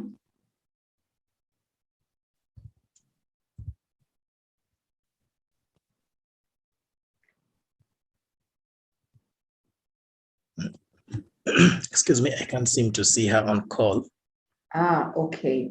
Let me just check in with someone at the EOC, Petwa from the EOC. Could you just follow up with Hajat to see if she's available or see if she could join us?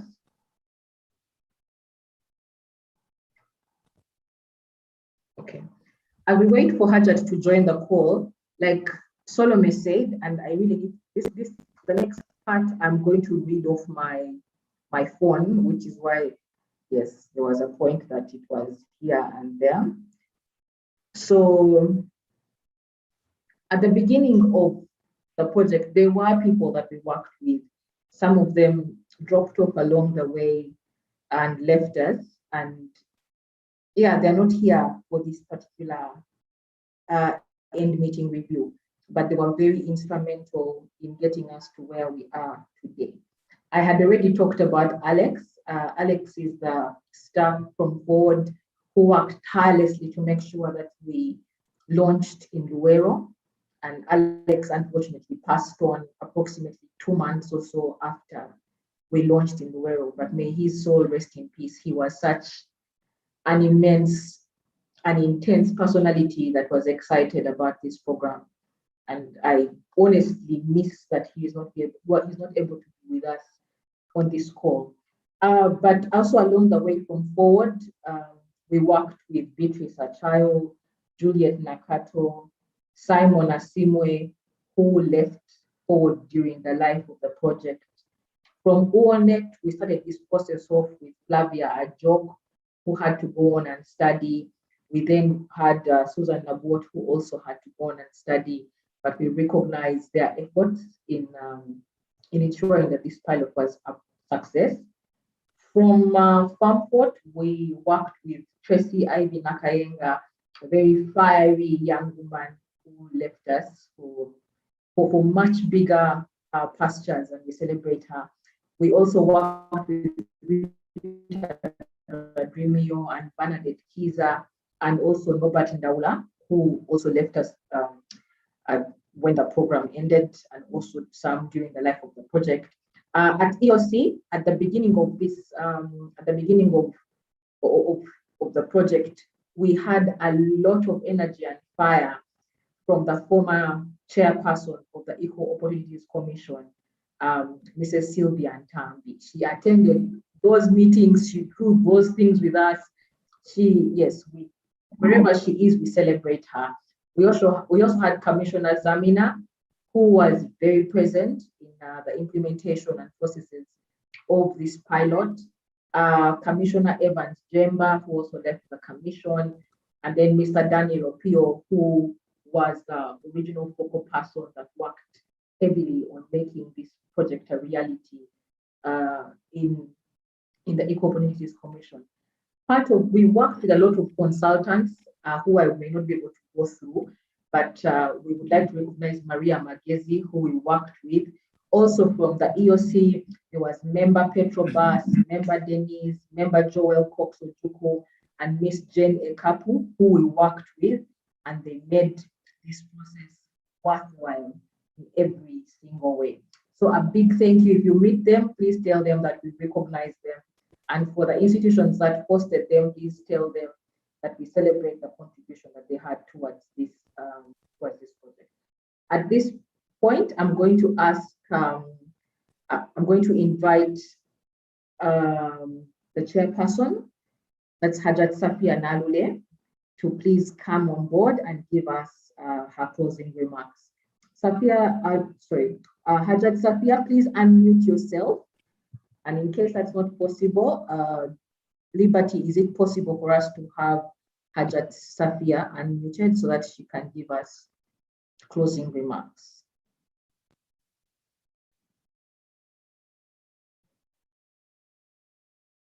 Liberty? Liberty? Can you unmute? Yeah, unmute yourself, kindly. Hajat Safia, are you with us now? Hajat Safia?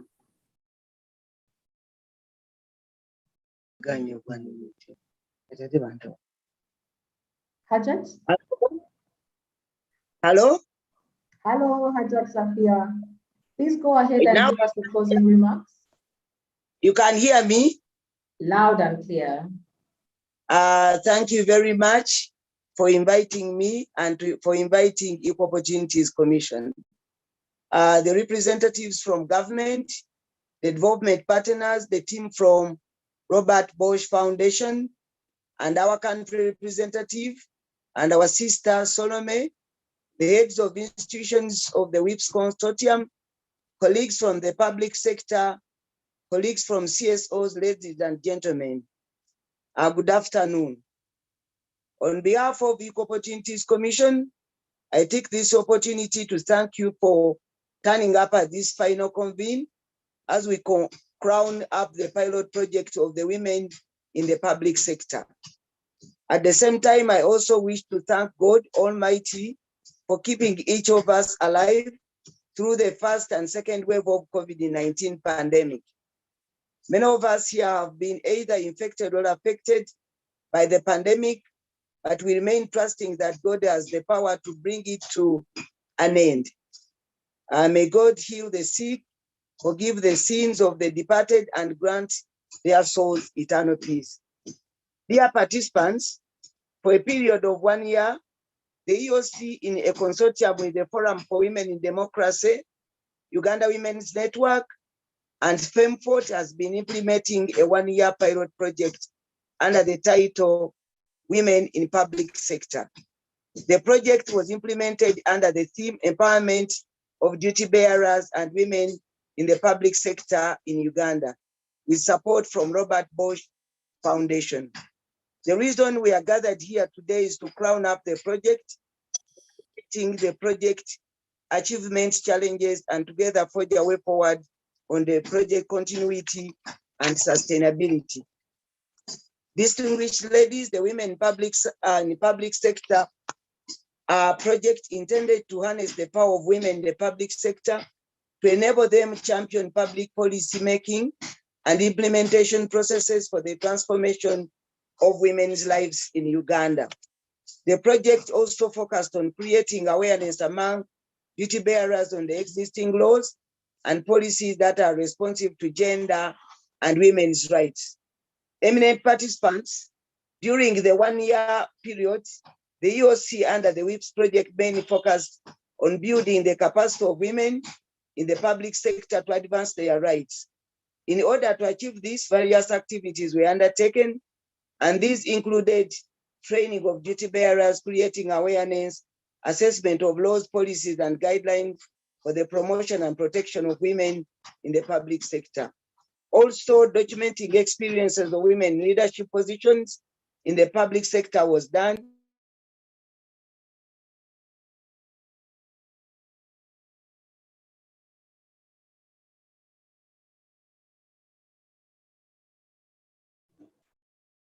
Hajat Safia, are you with us?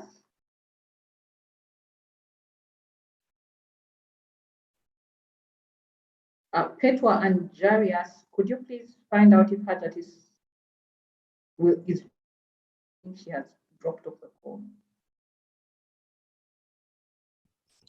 She's still here with us. Yes, can you hear me now? Yes, absolutely. Please go on. Ladies and gentlemen, the Equal Opportunities Commission is a statutory body mandated under the articles of the Constitution to eliminate discrimination and inequalities against any individual or group of persons on the grounds of sex, gender, color, disability, and any other ground that may constitute marginalization and discrimination.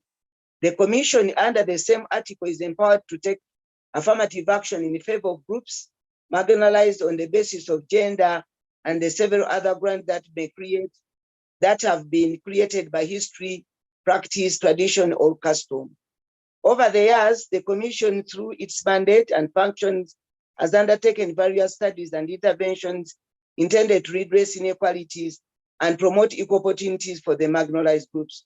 Among others, much of the EOC efforts have been invested in ensuring compliance with gender and equity provisions, and more so in the promotion of women's participation at all levels of development. Dear ladies, I'm happy to be with you again. I implore the support of all of you for all they wanted when I came up with the idea of the certificate of gender and equity compliance. I'm happy that the president now appointed me to be part of the implementers of this idea.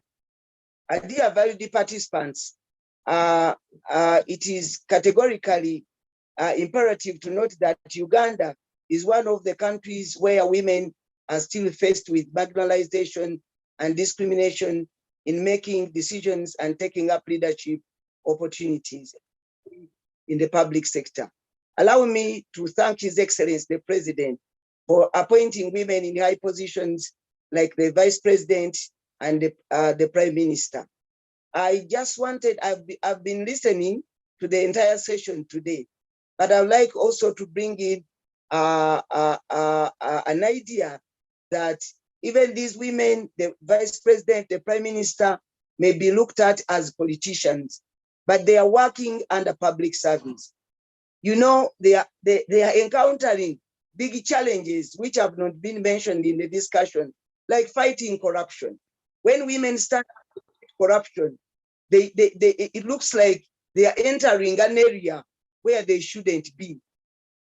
So I implore the WIPS program to also support women when they are fighting bad practices like corruption. I just wanted to also that women not participating in decision-making, such as gender equality, capacity assessment, tracking and certification on gender and equity requirements at all levels of planning and the budgeting processes.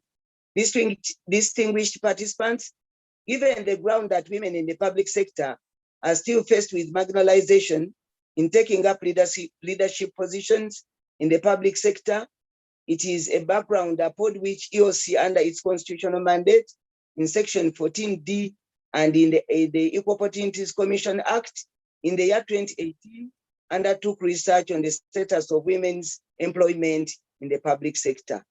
The purpose of the study was double-edged.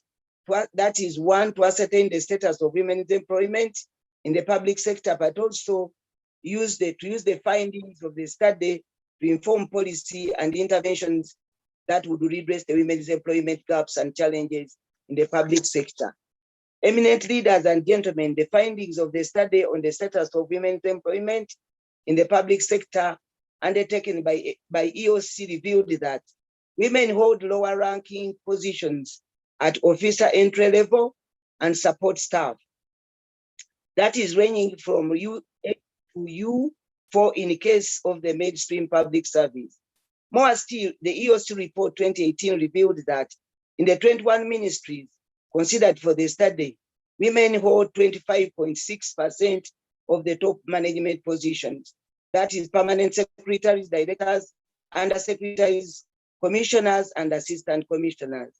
33.3% of middle-level management positions, that is principal and senior officers, and 43% of lower-ranking positions. Colleagues, the report also affirmed that men dominate employment positions at senior decision-making levels in the public sector. Out of the top leadership positions in government ministries, statutory institutions, and local governments, the women occupy only 25.6% top level positions in ministries, 28.5% of the top level positions in statutory institutions, stroke agencies, and 14.8% of top level positions at local government levels. Ladies and gentlemen, I wish to mention that as a follow-up and redress of the above gaps among women and leadership, the OC undertook the Women in the Public project for the purpose of specifically addressing the gaps identified during the study on the status of women in employment in the public sector. As already mentioned, the Women in the Public Sector project focused on enhancing women's ability to appreciate and champion the laws and policies that promote and protect women in leadership positions in the public sector. Details of project achievement, challenges, and anticipated way forward are already enumerated. Distinguished participants, before I end, I wish to specifically and with much gratitude thank Robert Bosch Foundation for the financial support that has enabled us to successfully implement this pilot project. The country coordinator, WIPS, Madame Solomé, for our hands-on guidance. The WIPS partners for the smooth working relationship. The WIPS beneficiaries, they have shared a very rich wealth experiences for participating and for your passion for the project. And lastly, but least, the WIPS implementing teams, Forward, FEMFORT, and my own, the EOC. Thank you so much. We shall always appreciate and commit to move the women public sector agenda forward.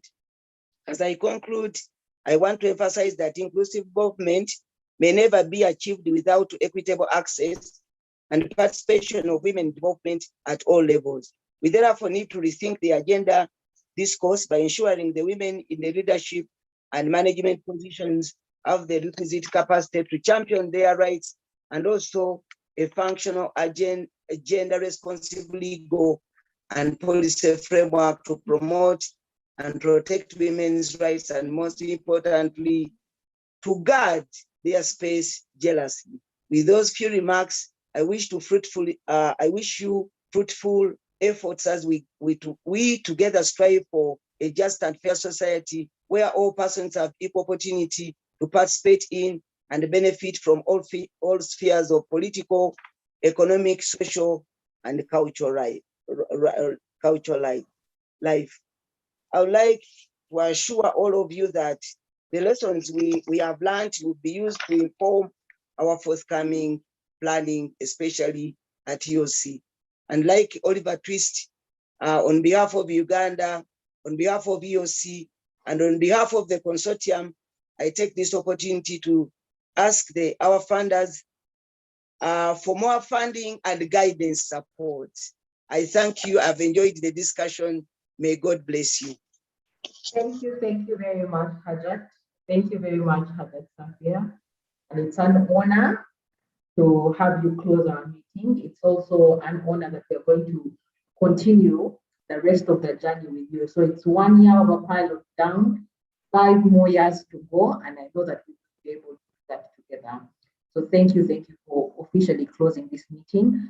On behalf of the partners, I would like to, that is on behalf of FAMPORT, EOC, Forward, and WARNET, I would like to thank each and every one of you for having spared time to be part of us from 9 a.m. We don't take it for granted, and we apologize that we overshot. But thank you very much for sparing time on your calendars to come and celebrate with us this pilot. And as I bring this meeting to a close, I would just like, in a very special way, to say a big thank you to Civ South Africa that supported us, especially Mr. Bobby Olwol. No one has mentioned his name since we started at 9 o'clock, but Bobby was he was our finance advisor. So Bobby works at SIP South Africa, and Bobby literally worked with every partner as we figured out how to meander through the financial obligations and guidelines from the Robert Bosch Foundation, which were not very easy, but Bobby managed to make that a walk in the park. So Bobby, a big shout out to you. All the partners celebrate you. We celebrate your energy. We celebrate your calmness, even as we panicked. I also would like to thank Jackie from SIV South Africa. That's Miss Jacqueline Asimwe, who is the CEO of SIV South Africa, who gave her organization, her institution, to be able to walk this journey with us. Thank you very much, Jackie. And then to the team at the Robert Bosch Foundation, we the partners cannot say thank you enough. We cannot say thank you enough to Salome. You couldn't have given us a better consultant to work with on this journey. It's been a pure joy walking this journey with Salome. To Miriam, thank you very much for spending time and for being patient and for being available. Thank you very much. To Albert, yes, no, to Frank, it's called Frank Albers. Yes, so to Frank, thank you very much. You joined and just settled in seamlessly. So thank you very much. There is someone we started this journey with who left. She's called Yasmina. And Yasmina was, yes, Yasmina crafted this journey with us. So wherever Yasmina is, we hope that the team in Germany can tell her that we sent in our love and thanks. So from us to you, have yourselves a beautiful, beautiful afternoon. We will see you tomorrow. Thank you and be well. Please feel free to leave at leisure. Bye, bye-bye, bye-bye. Oh yes, Miriam, please tell Yasmina, it was always a joy talking to her and just going through the motions of planning this 5-year thing that we finally got to call them. Thank you, thank you. Yasmina is also a whip in Germany. Thank you, thank you, thank you.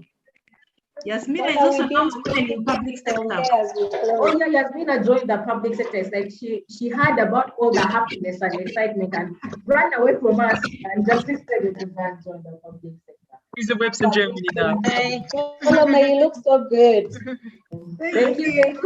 Thank you so much for participating and also the tech team. Thank you.